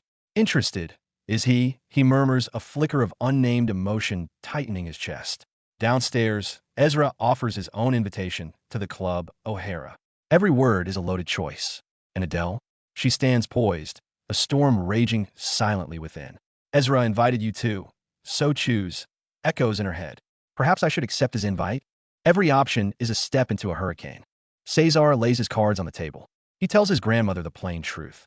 The objective is to use Adele to escape Lucrezia. He downs a cold drink, repeating the mantra, this is better. But the ice in his hand cracks under pressure. I'm only worried that fool will fall into their trap, he thinks, his mind filled with images of her. He's lecturing himself on strategy, but his gut is screaming something else entirely. She's all he can think about. The clink of ice is the sound of jealousy sparking in his brain. She's probably happily chatting with that Durrani right now, he seethes. A book club? Ridiculous. He sits among friends, offering a pathetic excuse about being hungry. But they see right through him. Surprised you haven't been seen with any woman for so long. 3 months? The unspoken question burns worse than any liquor. Revenge tastes bitter, mixed with self-pity. She'll be living with young Della Valle soon, Cesar thinks, pouring another drink. I can have my own fun, can't I? He slams the glass down, a violent punctuation. Then, a voice silky familiar. Charlotte Ivrea, a ghost from his past. You're drinking a bit much, don't you think? Long time no see. She smiles, a hunter closing in on wounded prey. The temptation of an old flame coils around him. Charlotte inches closer, her kiss on his cheek a practiced seduction. He tries to pull away, whispers stop, but the resistance is weak, pathetic. A part of him gives in, surrendering to the numb haze of desire to quiet the storm inside. Descent into chaos. In the dimly lit room, clothes are strewn across the floor. Cesar grips Charlotte's wrist, his gaze terrifyingly empty. He's performing a horrific mental ritual. If I release the pressure, maybe I won't be riled up by that damn shoeshiner anymore. Charlotte yields, whispering praise for his skill. But as the kiss lands, Cesar's heart has already plummeted into a frozen abyss. Physical heat can't melt the ice wall in his soul. Charlotte clings to him, but Cesar is a statue, cold and distant. Why are you so indifferent? This isn't like you, she pleads. He offers only silence. Finally, the pent-up energy erupts. She shoves another man to the ground with violent force. Whatever. None of this matters, she screams, a cry that sounds more like a shattering heart. The power play flips. In the bedroom, Charlotte is the predator now, looming over her duke with a predatory glint. Today, I'm going to devour you whole. She purrs, a dangerous promise. Cesar's golden eyes contract sharply. What stirs within them isn't lust, but something far more dangerous, something on the verge of a complete, terrifying breakdown. Desire, calculation, cold resolve. The frame freezes on Charlotte's ethereal, icy beauty. She wears lace, but her gaze is a frozen lake. The dreamy light spots in the background contrast with the hazy reflection above. Is it Cesar's shadow, or the ghost of her own scheming mind? Is this ecstasy, or just another meticulously played move in her game? A cataclysmic variable. Just as Charlotte thinks she's finally ignited Cesar's passion, a sudden mutation rips through the scene. His pupils contract violently, blazing into an unnatural, terrifying gold. This isn't the fire of desire. It's something primal, something dangerous being brutally triggered. The monster within him is awake. Cesar's world spins off its axis. The woman before him morphs, features shifting into an unfamiliar, almost fey-like visage, pointed ears, strange hair. What the hell is happening? He gasps, utterly lost. Unfazed, Charlotte kisses him with an eerie smile. Surrounded by roses and light, the scene is a beautiful, terrifying nightmare of shattered reality. Hallucination rips through reality. Cesar isn't seeing Charlotte anymore. It's Adele. The hallucination smiles, teasing him, asking why he's so cute today. Cesar's mind shatters. I knew it, he thinks with horror. I'm completely insane. The drunken haze has conjured up the most dangerous, most forbidden mirage of all. The fantasy deepens, sweeter and more cruel. The hallucination of Adele guides him, touches his lips with a tenderness that cuts deeper than any blade. Petals fall, candlelight flickers. This perfect dream is the only oxygen in his suffocating world and the sharpest dagger to his soul. He drowns in it until a whispered Cesar captures him completely and breaks him utterly. Even in the hallucination, Adele's gaze shifts. No longer shy, it holds scrutiny and control. May I call you Cesar? She asks. The question is a skeleton key, poised to unlock his most heavily guarded secret. Finally, the scene holds on her eyes, shimmering with a complex gold light. Is this just a mirage? Or is it his own subconscious showing him the real Adele, the one about to slip from his control? The nightmare snaps. Cesar's rationality finally shatters the prison of alcohol and hallucination. He sees clearly now. The terrified woman beneath him is Charlotte. A tidal wave of shame and horror crashes over him. Get off. He shoves her away with all his might, a brutal, instinctive rejection. The push shatters the fantasy and very nearly shatters him. Total collapse. Looking at the marks on his body, hearing Charlotte's frantic questions, Cesar buries his face in his hands. I've completely lost my mind. The self-mockery is more devastating than any insult. He stands, his voice eerily calm. I have to go. He leaves behind a shattered Charlotte and an equally shattered version of himself. Flight. Cesar flees the repulsive room as if chased by ghosts, leaving Charlotte's screams behind. He doesn't even bother to fix his open shirt, reeking of alcohol and shame, staggering into the cold night of the estate grounds. Pathetic. Disgraced. This is the lowest night of his life. Rock bottom meets the worst possible witness. The old butler stares, horrified at the disheveled, reeking mess that is his young master. Deaf to any concern, Cesar stumbles into the garden. He looks up at the night sky, and a silent scream tears through him. Am I a complete idiot? Regret, thick and choking, wraps around his throat. Fate slaps you hardest when you're already down. Just as Cesar wishes the earth would swallow him whole, a cool, familiar voice cuts through the night. Brother? He looks up, and his blood runs cold. Standing before him, cloaked and calm, is the real Adelaide, the sister who was supposed to be missing. It's over. Everything is ruined. Explain? How? I hired a fake sister, got drunk, had a breakdown with an ex, and you saw me at my absolute worst? Adelaide offers a perfectly polished smile.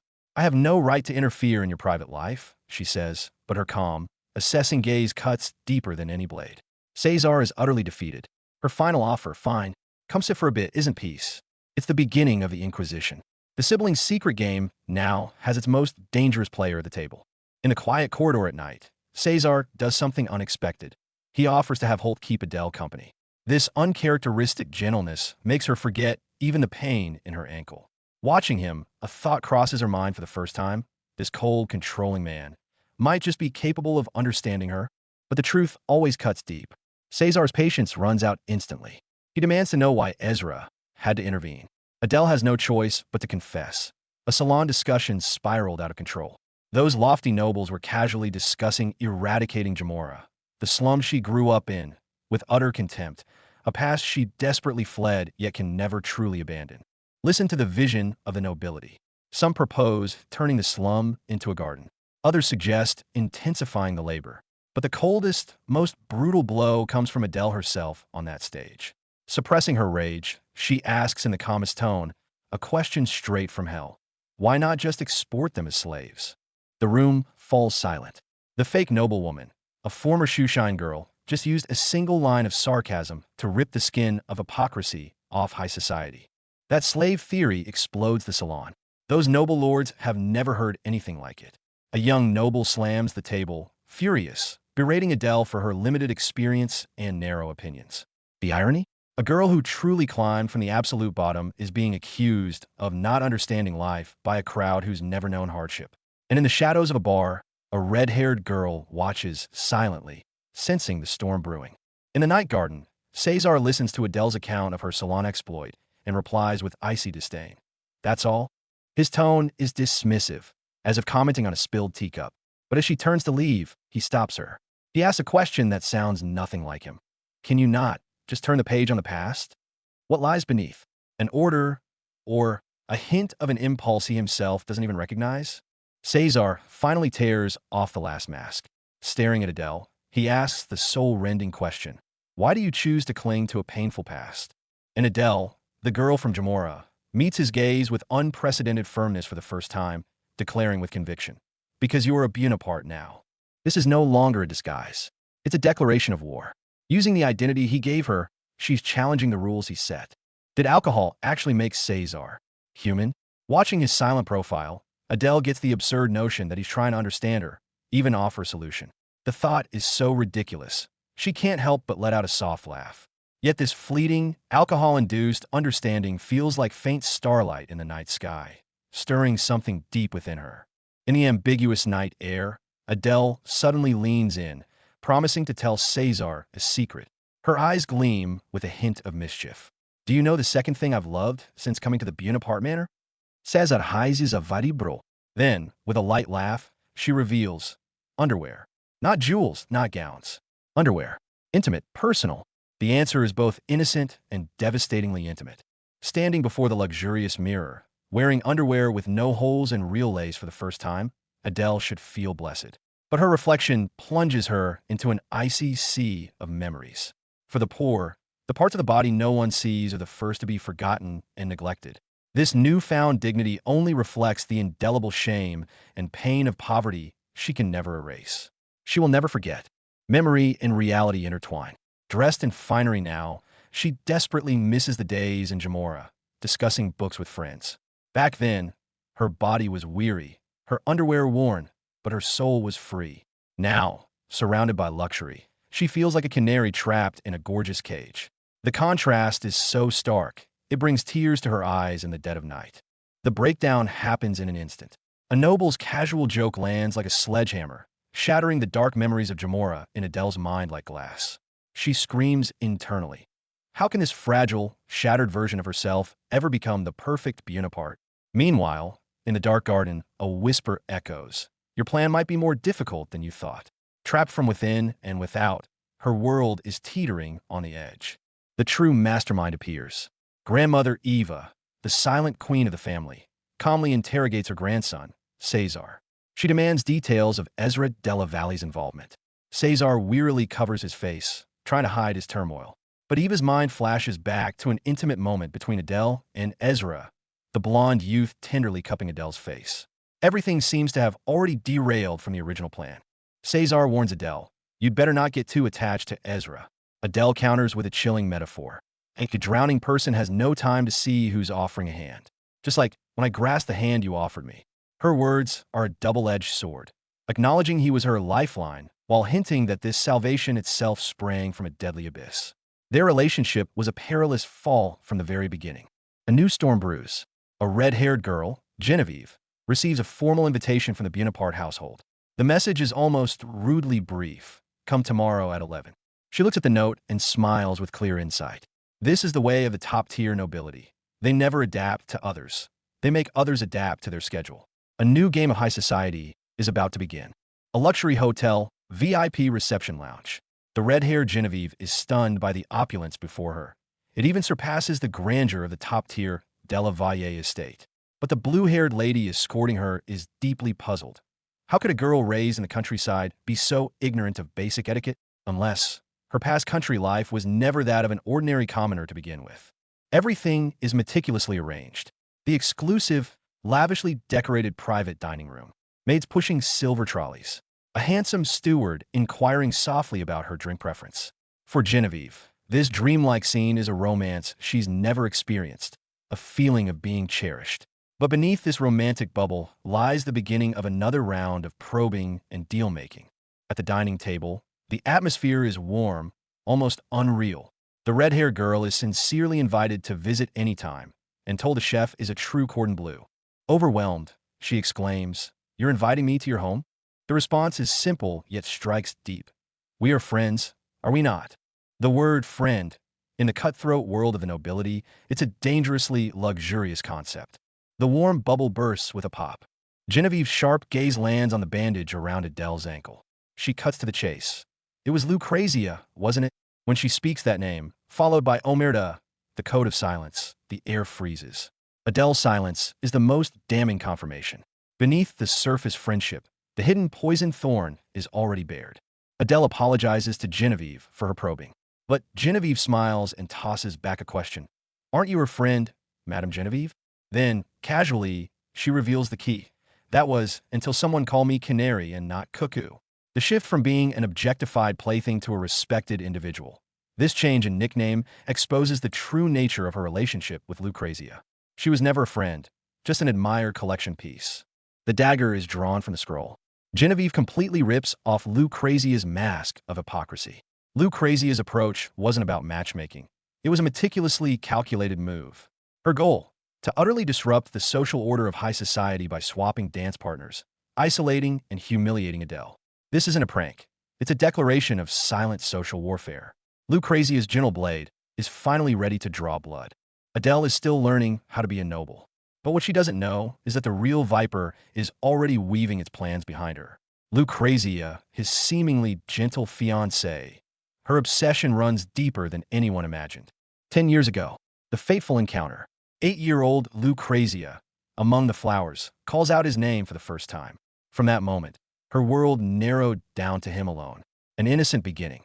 Who could have foreseen the twisted obsession it would breed? They met when they were very young. It looked like a dream. A little girl twirling in a sea of flowers, calling out Sire Cesar. Innocent, beautiful, but fairy tale beginnings like this, they often foreshadow the cruelest endings. When a childhood infatuation becomes your life's sole purpose, that feeling is already rotted. Everyone was shocked. On the very first day they met, that 8-year-old girl knelt right in front of him and proposed.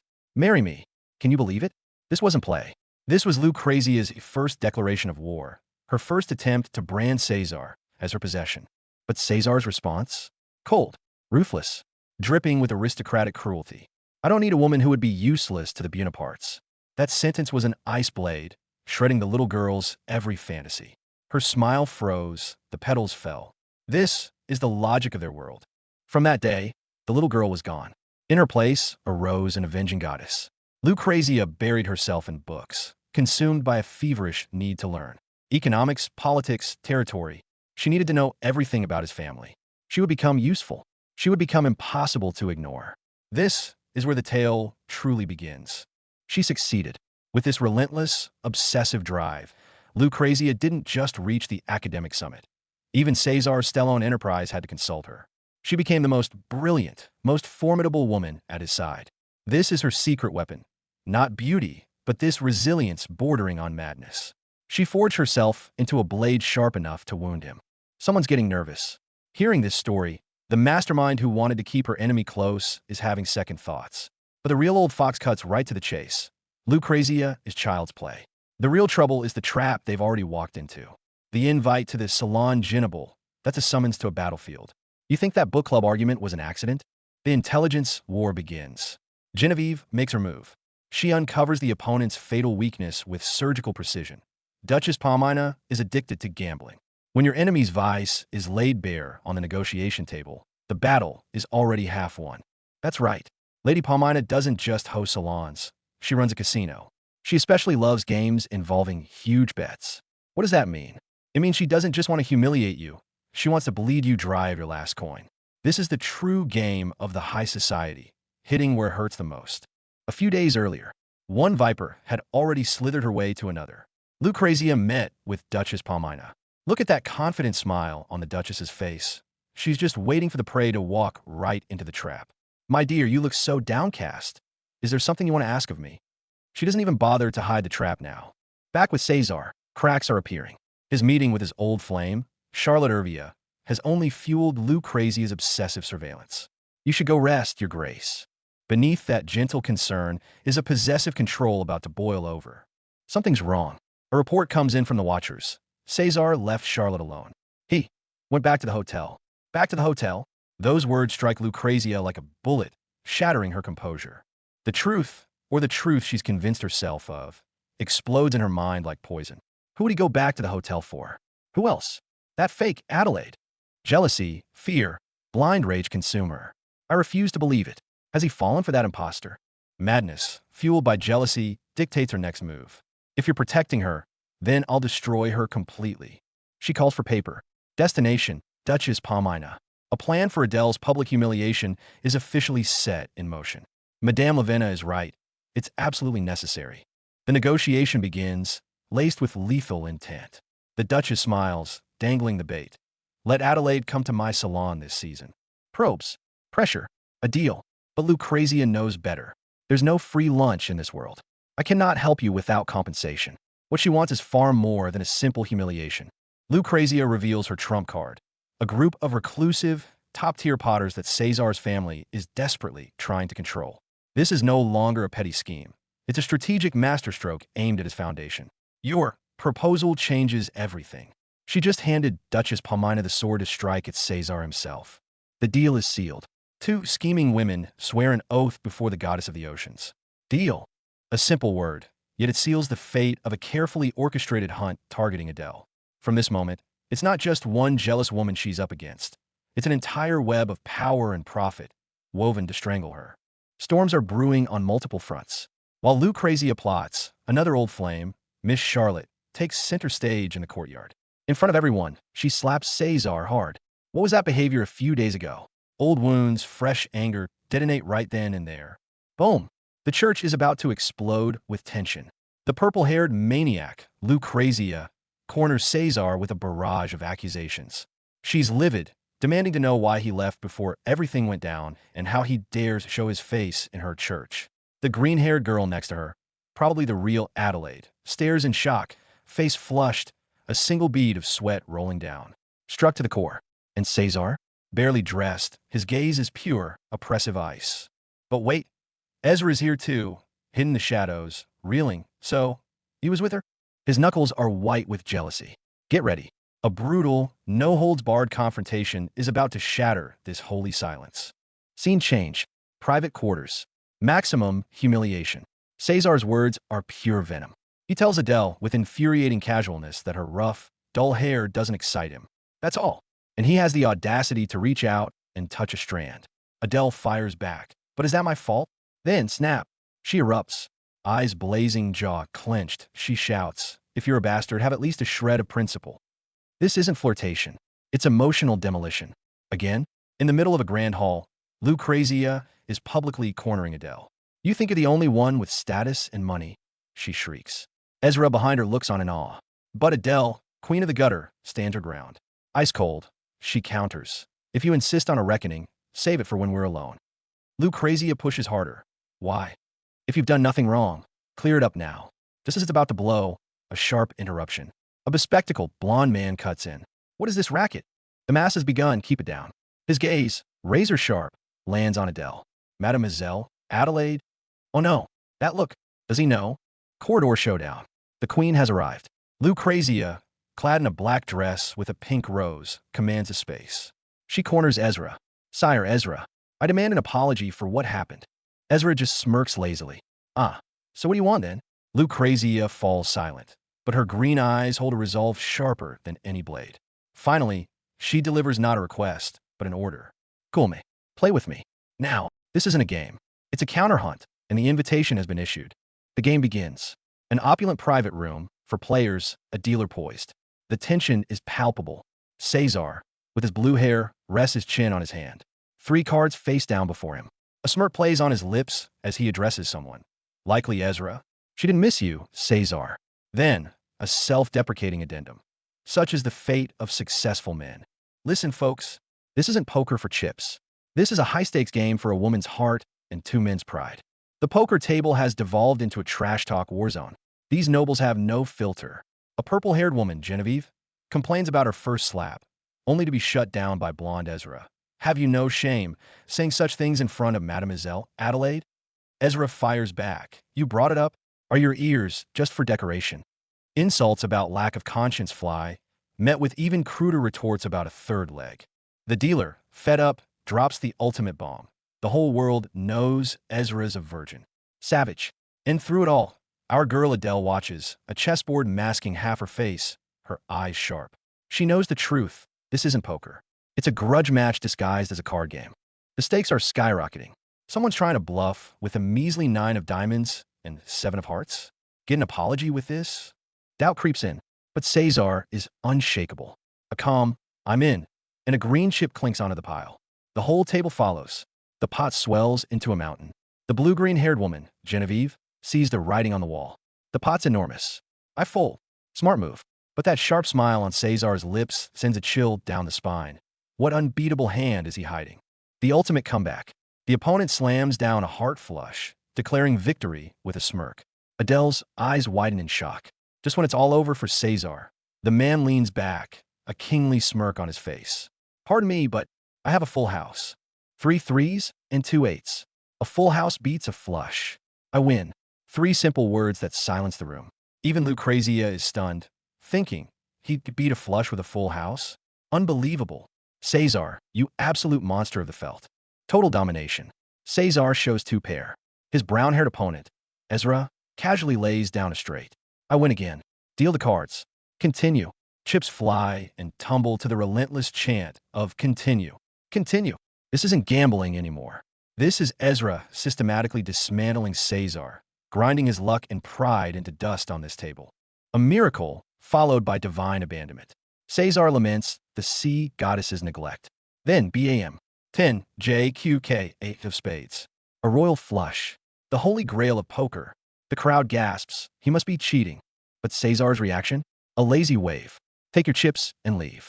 Scornful laughter erupts from the redhead and her friend. Is Cesar that bad at poker? Wait, that's not the face of a sore loser. That's indifference. Is he playing a different, much larger game entirely? Reckoning time. Public humiliation. The brown-haired man, Ezra, taunts Adele, mocking Cesar's atrocious luck, losing at every game of chance. Even the goddess despises his character.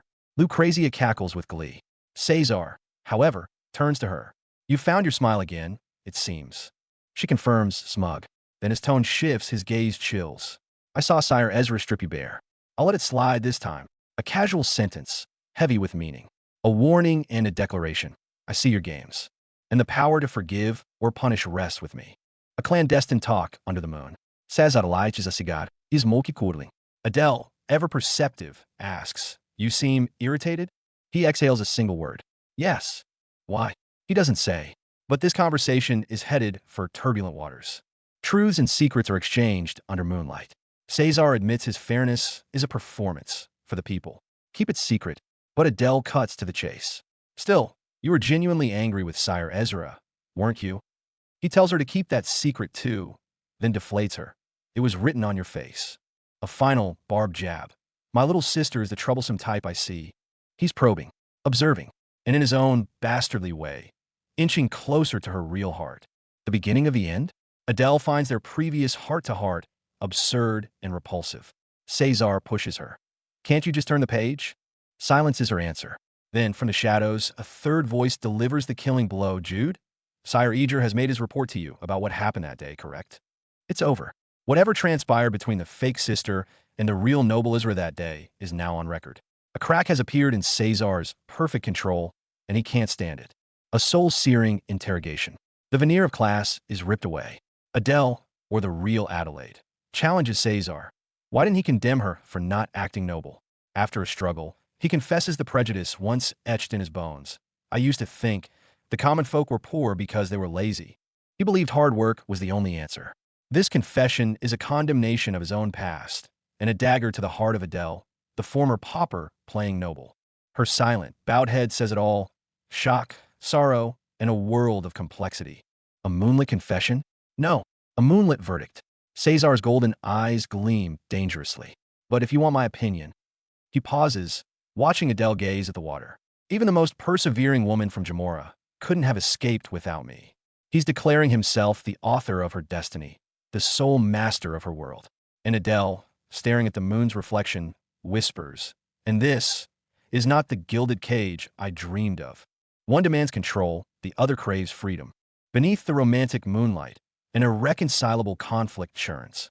Arrogance beyond class. Cesar basks in Adele's surprise at his attempt at fairness. He admits the nobility has its mainstream trash ideas, but then the fangs come out. Just so you know, I don't lean to any side. With a smile, he delivers the ultimate line: I am far above all of that. See that manhwa? This isn't equality. It's the arrogance of a god looking down on ants. He thinks he's transcended the class game, blind to the fact that he is its chief architect and greatest beneficiary. The controller's confession. After Adele's silence, she admits surprised that he's trying to be fair. Cesar's reply reveals his true self-portrait. Apart from me, they're all fools anyway. When these idiots fight, it falls to me to handle it. Get it? He's not a player. He's the referee.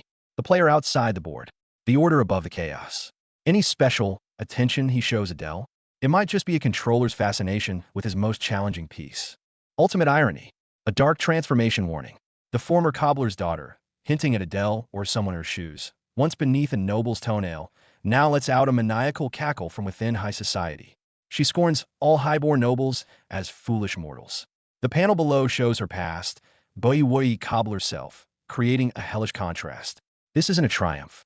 It's the complete corrosion and dolo of a soul twisted by privilege. She's laughing at the whole world, including her former self. This is how Cesar sees the world. Merchants, nobles, all just fools cluttering his agenda. He stands at the pinnacle of power and wealth, looking down on the so-called elite with nothing but ice-cold, seething contempt. This isn't ambition. This is demolition. A scorched earth view from the top. But his ruthless logic, you're untouchable if you're strong enough, gets dismantled with one question. Adele stares him down. Do you even understand human rights? His confident shell cracks for just a second. Then he laughs. That smile isn't relief. It's a dangerous warning shot. Here we go. Cesar moves in for the kill, his smile sharp as a blade. You're even stupider than I thought. And then he drops the bomb. He knows she's been secretly calling him the Shoeshine girl in her head. The mask is stripped away. Adele's secret shame is laid bare, and the ground crumbles beneath her. The hunter closes in. He touches her forehead, his voice a silken threat. How should I punish you? It's a power play, meant to terrify, to break her. But the prey fights back.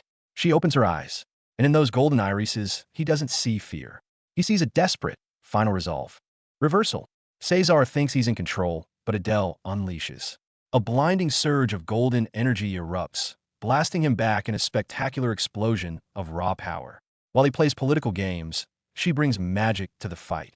Stunned and airborne, he can only gasp. What are you doing? The game just changed. Chaos erupts. Cesar's half-brother Ezra explodes, accusing Cesar of attempting to kiss Adele. The bomb is dropped in front of everyone. Absolute chaos. Undeterred, Cesar just shrugs with a smirk. Nothing at all. But look at his face. Does he look innocent? Not a chance. Busted. Ezra is having none of it. He saw it all. You were going to kiss her. Adele scrambles to cover, calling it a misunderstanding over an eyelash. A lie so transparent, the very air is thick with tension. Ezra's disbelief is volcanic, ready to blow.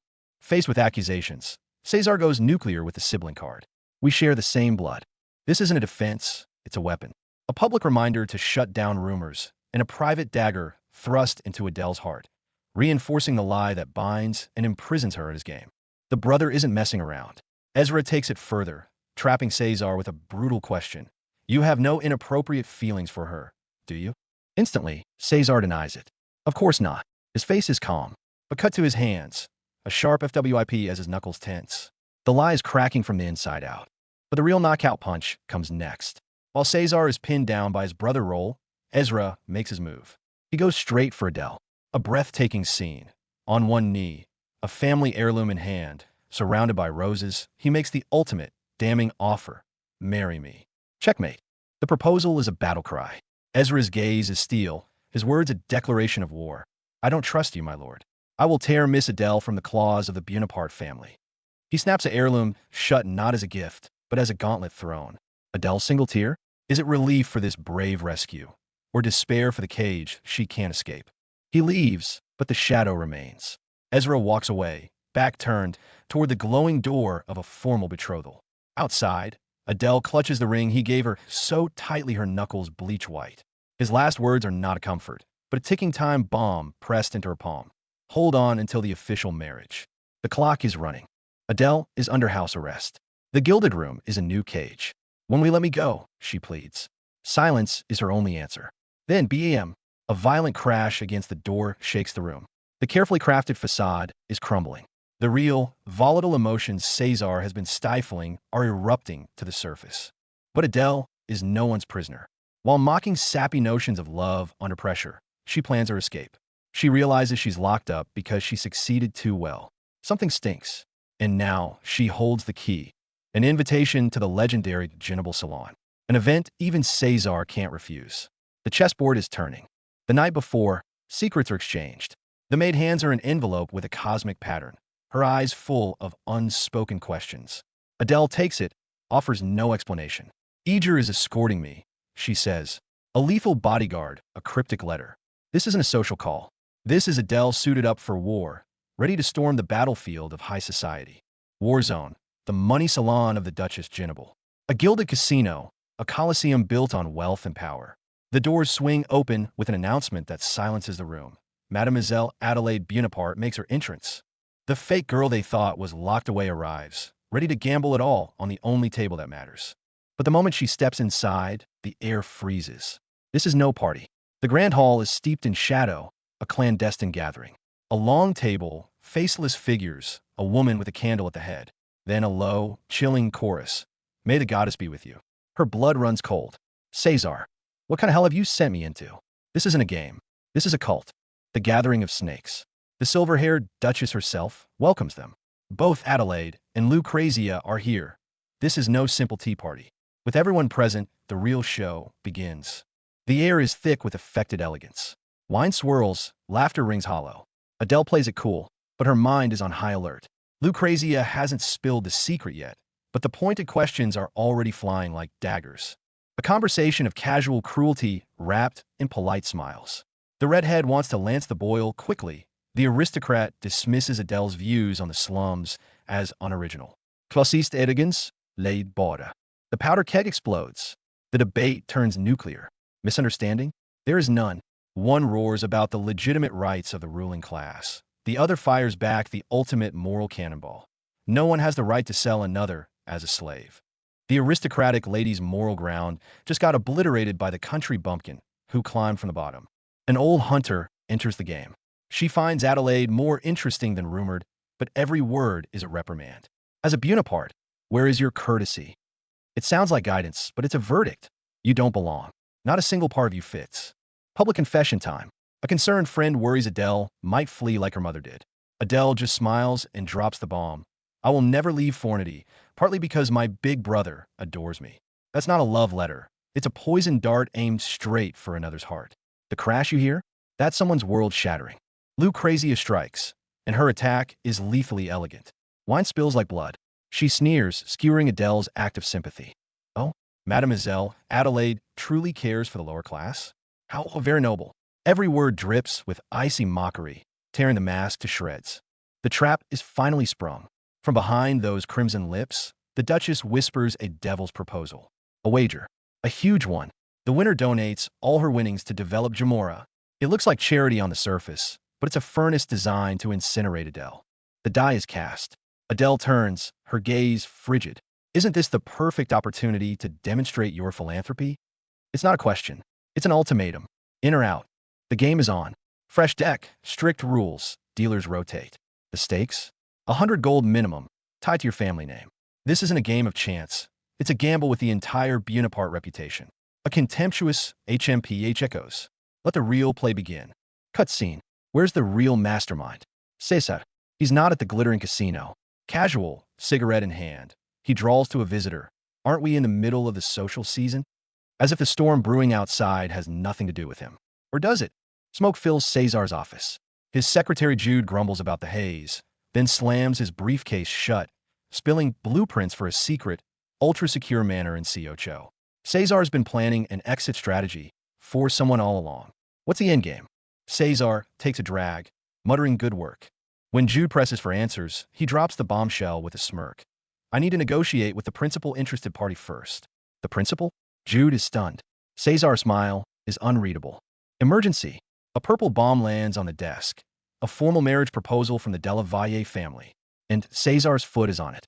By the time he registers it, the envelope is crumpled. His aide even asks innocently why he doesn't hang the trophy on the wall. A trophy? This is a declaration of war. Every piece of Cesar's plan clicks into place. He asks about the old ship named Adele, a prop he prepared for the final act. Jude confirms it's ready. Cesar's gaze turns razor sharp. Do you want me to destroy it? Is that ship a lifeboat or a coffin? Cesar is still weighing whether to gift the ship to the young lady when frantic knocking shatters the silence. Jude bursts in, sweating, voice tight, sir. I think it's an emergency. The calm surface of the sea is about to break. Jude is terrified out of his wits. Hiding in the shadows, he overhears the unthinkable. The young lady is being set up, exploited. Paralyzed with fear, he wrestles with the choice. Inform his master and risk betrayal? Or stay silent? The decision is tearing him apart. Jude finally staggers into Cesar's office. Stammering, he claims it's for your own good, sir. Then he blurts out the suffocating truth. Someone is targeting her. Cesar's eyes freeze over in an instant. Bam! The casino doors explode inward. A blue streak of lightning. It's Cesar. He wastes zero time on words. Pure, un adulterante de violencia. The grand hallway erupts into chaos. The Duchess shrieks, my God, what is happening? Cesar has someone by the collar, pinned against the wall. The Duchess rages about his impudence, but he ignores her. Sweat on his temple, a pained look in his eye, he stares toward the gambling table. There, Adele slowly sets down her cards. Her gaze is arctic as she addresses the man being beaten. What are you doing here? Their eyes lock. The air freezes. Cesar, the man of ice-cold composure, is ripping at his own hair. He keeps telling himself she's nothing unusual, but his mind is screaming. Stripped? The word coils in his brain like a poisonous snake. Then, the last person he wants to see appears right on cue, Adele, the very girl whose life he sought to strip with this charade. The elegant salon transforms into a public execution. With a single announcement, all eyes land on the delicate Adelaide. She hasn't just wagered a boat. She's put every single pension the Bonapartes granted her on the line. Her entire future security, worth 30 years of labor, hundreds of thousands of gold coins, is laid bare on the gambling table. She's bet her entire life. A hunter locks onto his prey in the shadows. Cesar's golden eyes, sharpened by the streaking light, have detected a threat. The tension is palpable. Things are about to get interesting. Adele musters her courage to address her noble brother. She's trembling inside, but holds her poise. Cesar's cold glance cuts right through her facade. You must be wondering what's going on. He knows her thoughts before she can think them. This level of control is suffocating. The realization slams into Cesar. The ship and the pensions. That's what Adele mentioned in her letter days ago. That seemingly simple note was a prelude to her gambling away everything. She's mortgaged her entire future in one massive, silent wager. The girl from the slums pushed all her chips in, leaving him in the dark. Cesar shifts gears instantly, becoming a terrifyingly cold negotiator. Borrow the family name? The ship? How much is the sister's pension? Can he legally claim her rights? Every question is a calculated move in a scheme he's clearly plotted long before. With that chilling calm, he kneels and whispers, "This is where we stand. Is the prey trembling yet? You've all gone mad." Cesar delivers his opening line, setting the tone for this farce. He strolls, utterly at ease. When a duke criticizes him for exposing society's underbelly to Adele, he shoots back with a cold truth. You failed to give her glamour, so you can't hide the rot. Called a money-grabbing beggar? He just smirks. It's not that serious. His arrogance is a power move. At the negotiating table, Cesar speaks politely, but every word is a command. The contract is signed, no turning back. His real objective now surfaces. In exchange, I'd like to play a few hands with you. His opponent's confusion is priceless. What's his angle? No one can gauge the depth of his hand. The Grand Dame sizes Cesar up. Is he trying to salvage this? But he's a terrible player. I've covered every base. There's no way I lose. She even taunts him. I'll pluck you clean, just like your little sister. Cesar just gives her a perfectly polite smile. Thank you for your clemency. His retreating back carries a silent, deadly challenge. Come and try. Adele stops Cesar in his tracks, her voice trembling.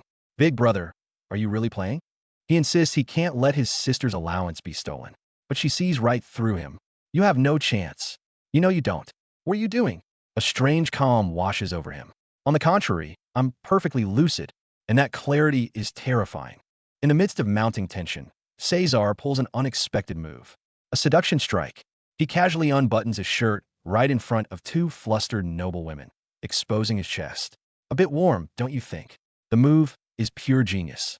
It instantly shatters the atmosphere and hijacks everyone's focus. Is this an act of pure provocation or a masterful smokescreen? A shadowy woman issues a cold command.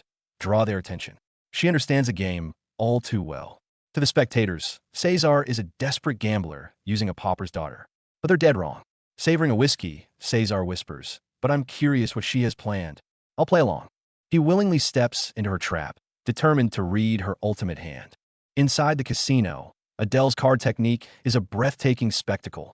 Her fingers fly across the table with a sharp tack-tack-tack.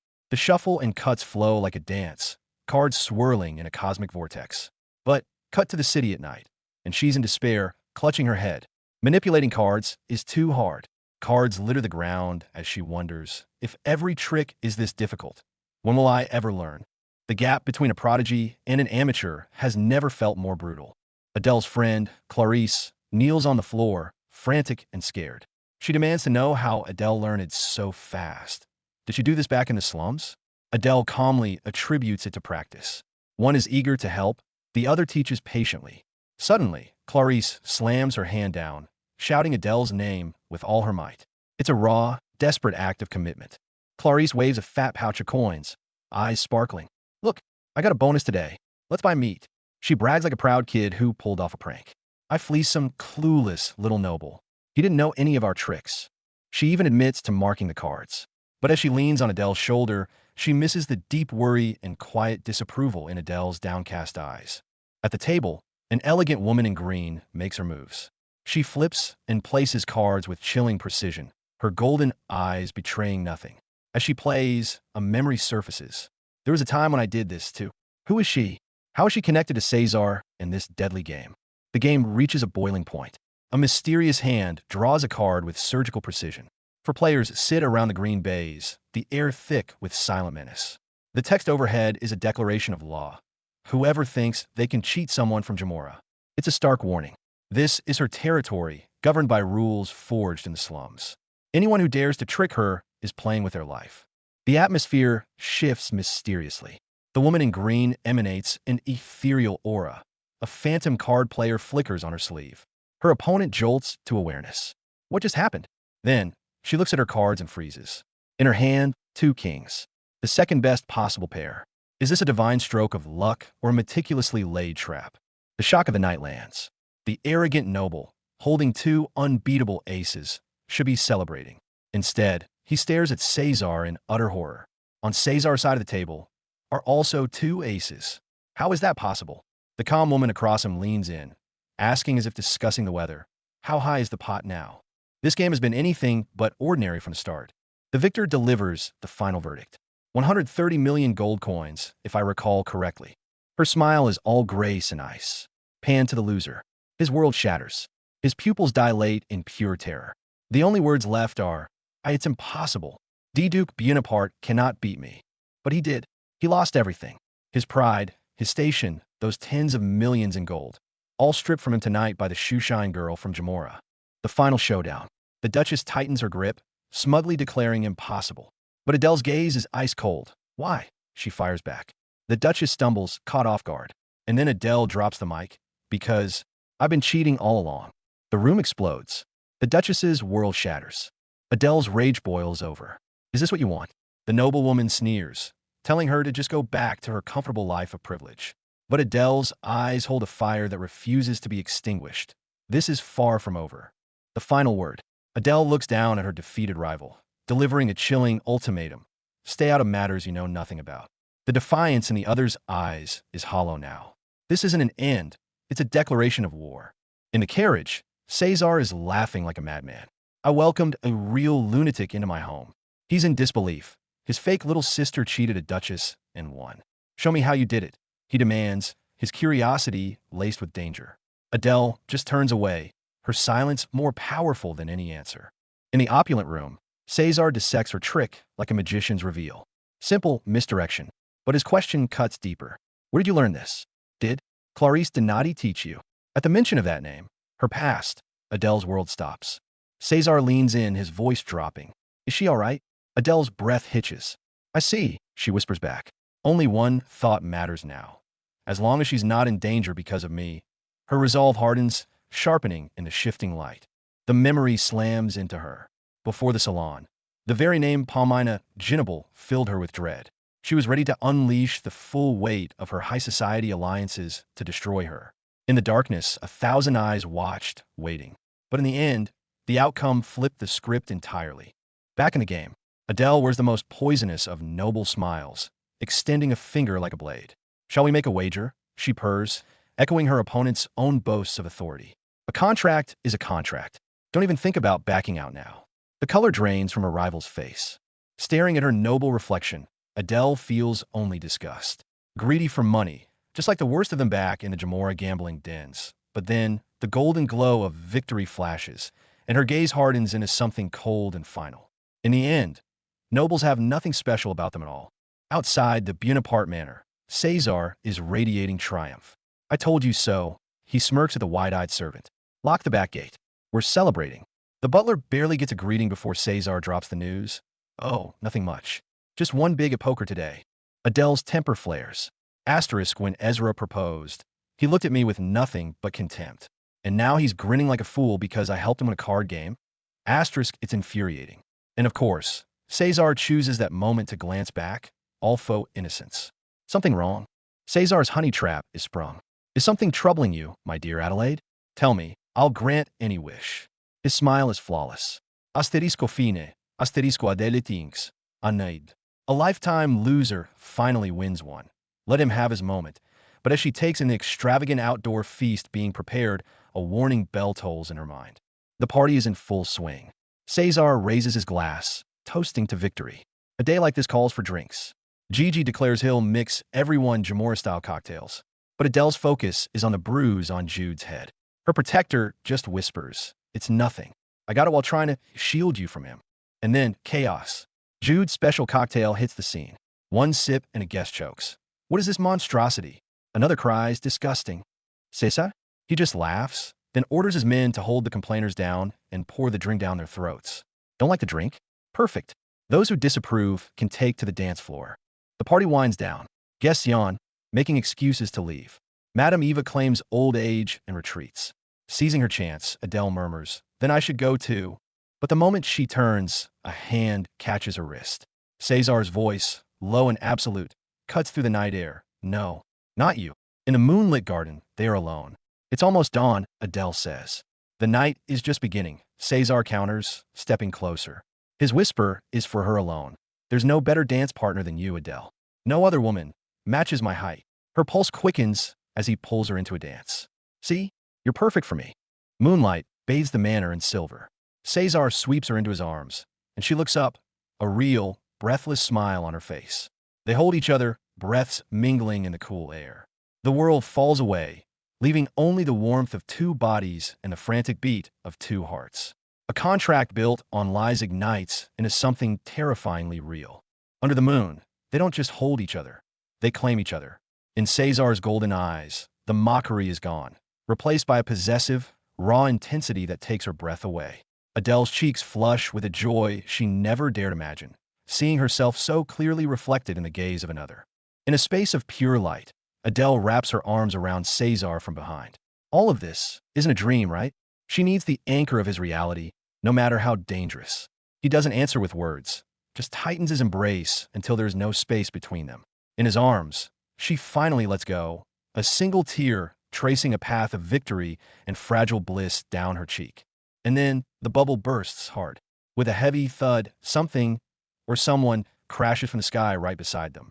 Adele drops to her knees, heart in her throat. But it's not just something, it's a man, a complete stranger. The mood swings from passionate romance straight into a full-blown, what the hell just happened mystery thriller. Just a moment ago, Cesare seems to have succeeded. A kiss under the night sky feels less like a contractual act and more like a calculated claim of possession. Look at Adele's wide, frightened eyes.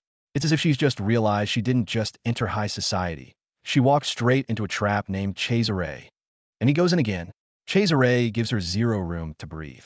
No more measured distance. It's a full-on assault now. Look at Adele's flustered panic. That AH says it all. She's completely rattled. Cesare, are you still acting, or are you just using this contract to satisfy your own desires? The tension peaks, danger lurks. Just as they're about to cross that final line, just as Adele's resolve is on the verge of melting, boom, everything spirals out of control. All that trembling, all that leaning in, it was all a facade. This pair of siblings destined to devour each other plummets straight into the abyss together. The underwater world reveals the truth. See it? What flashes in Adele's mind isn't a romantic memory. It's a ghost screaming for her to kill him. What did the real Adelaide suffer through? Cesare, are you protecting a fake, or are you using her to fill a bottomless void? It's over. She's been found out. Adele heard a voice she wasn't supposed to, and she's terrified. And Cesare? He goes for the jugular. Do I disgust you that much? Look at her face. It screams, I've blown my cover. Her mind is racing. Don't tell him. He'll think I'm insane. This fake sibling act is now hurtling straight into a psychological breakdown. Cesare begins his counterattack, his questions cutting straight to the bone. If it had been Ezra, you'd probably have let him do it, wouldn't you? He's interrogating her heart, but there's jealousy there too. Why is the honorable Marquis allowed, while he, the brother, gets pushed away?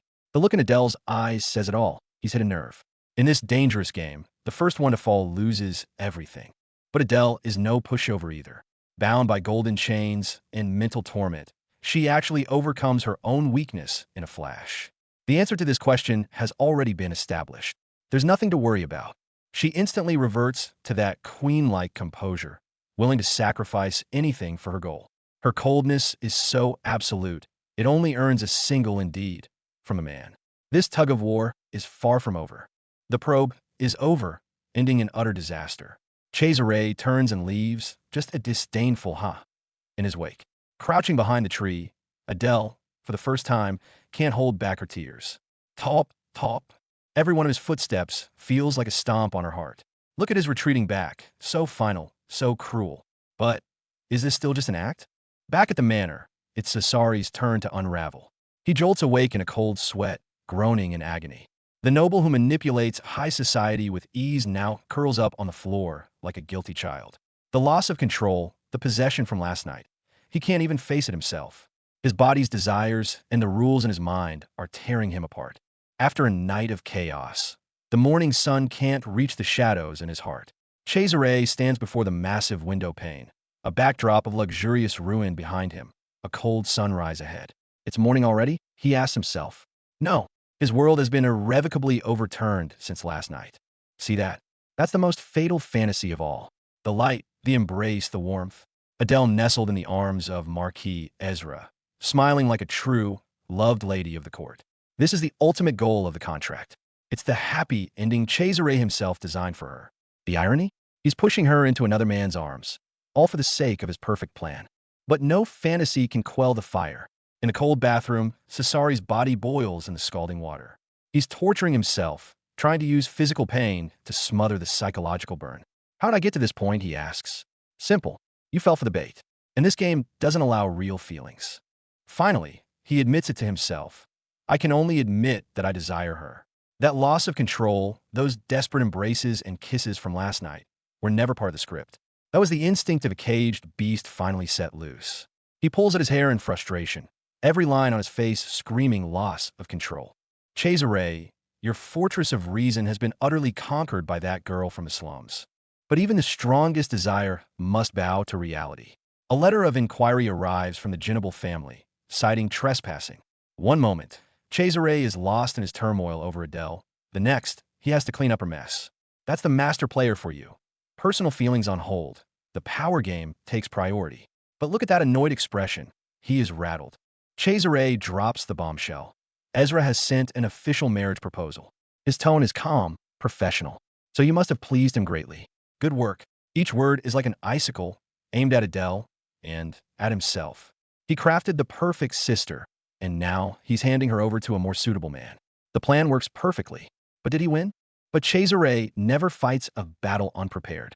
He slams down a stack of documents and photos. It's a safe haven, far from all the trouble. Then he asks the question designed to shatter all pretenses. If I give you this house, would you sleep with me? Folks, the hunter's trap has finally laid bare its fangs. He doesn't just want the title as sister. He wants Adele.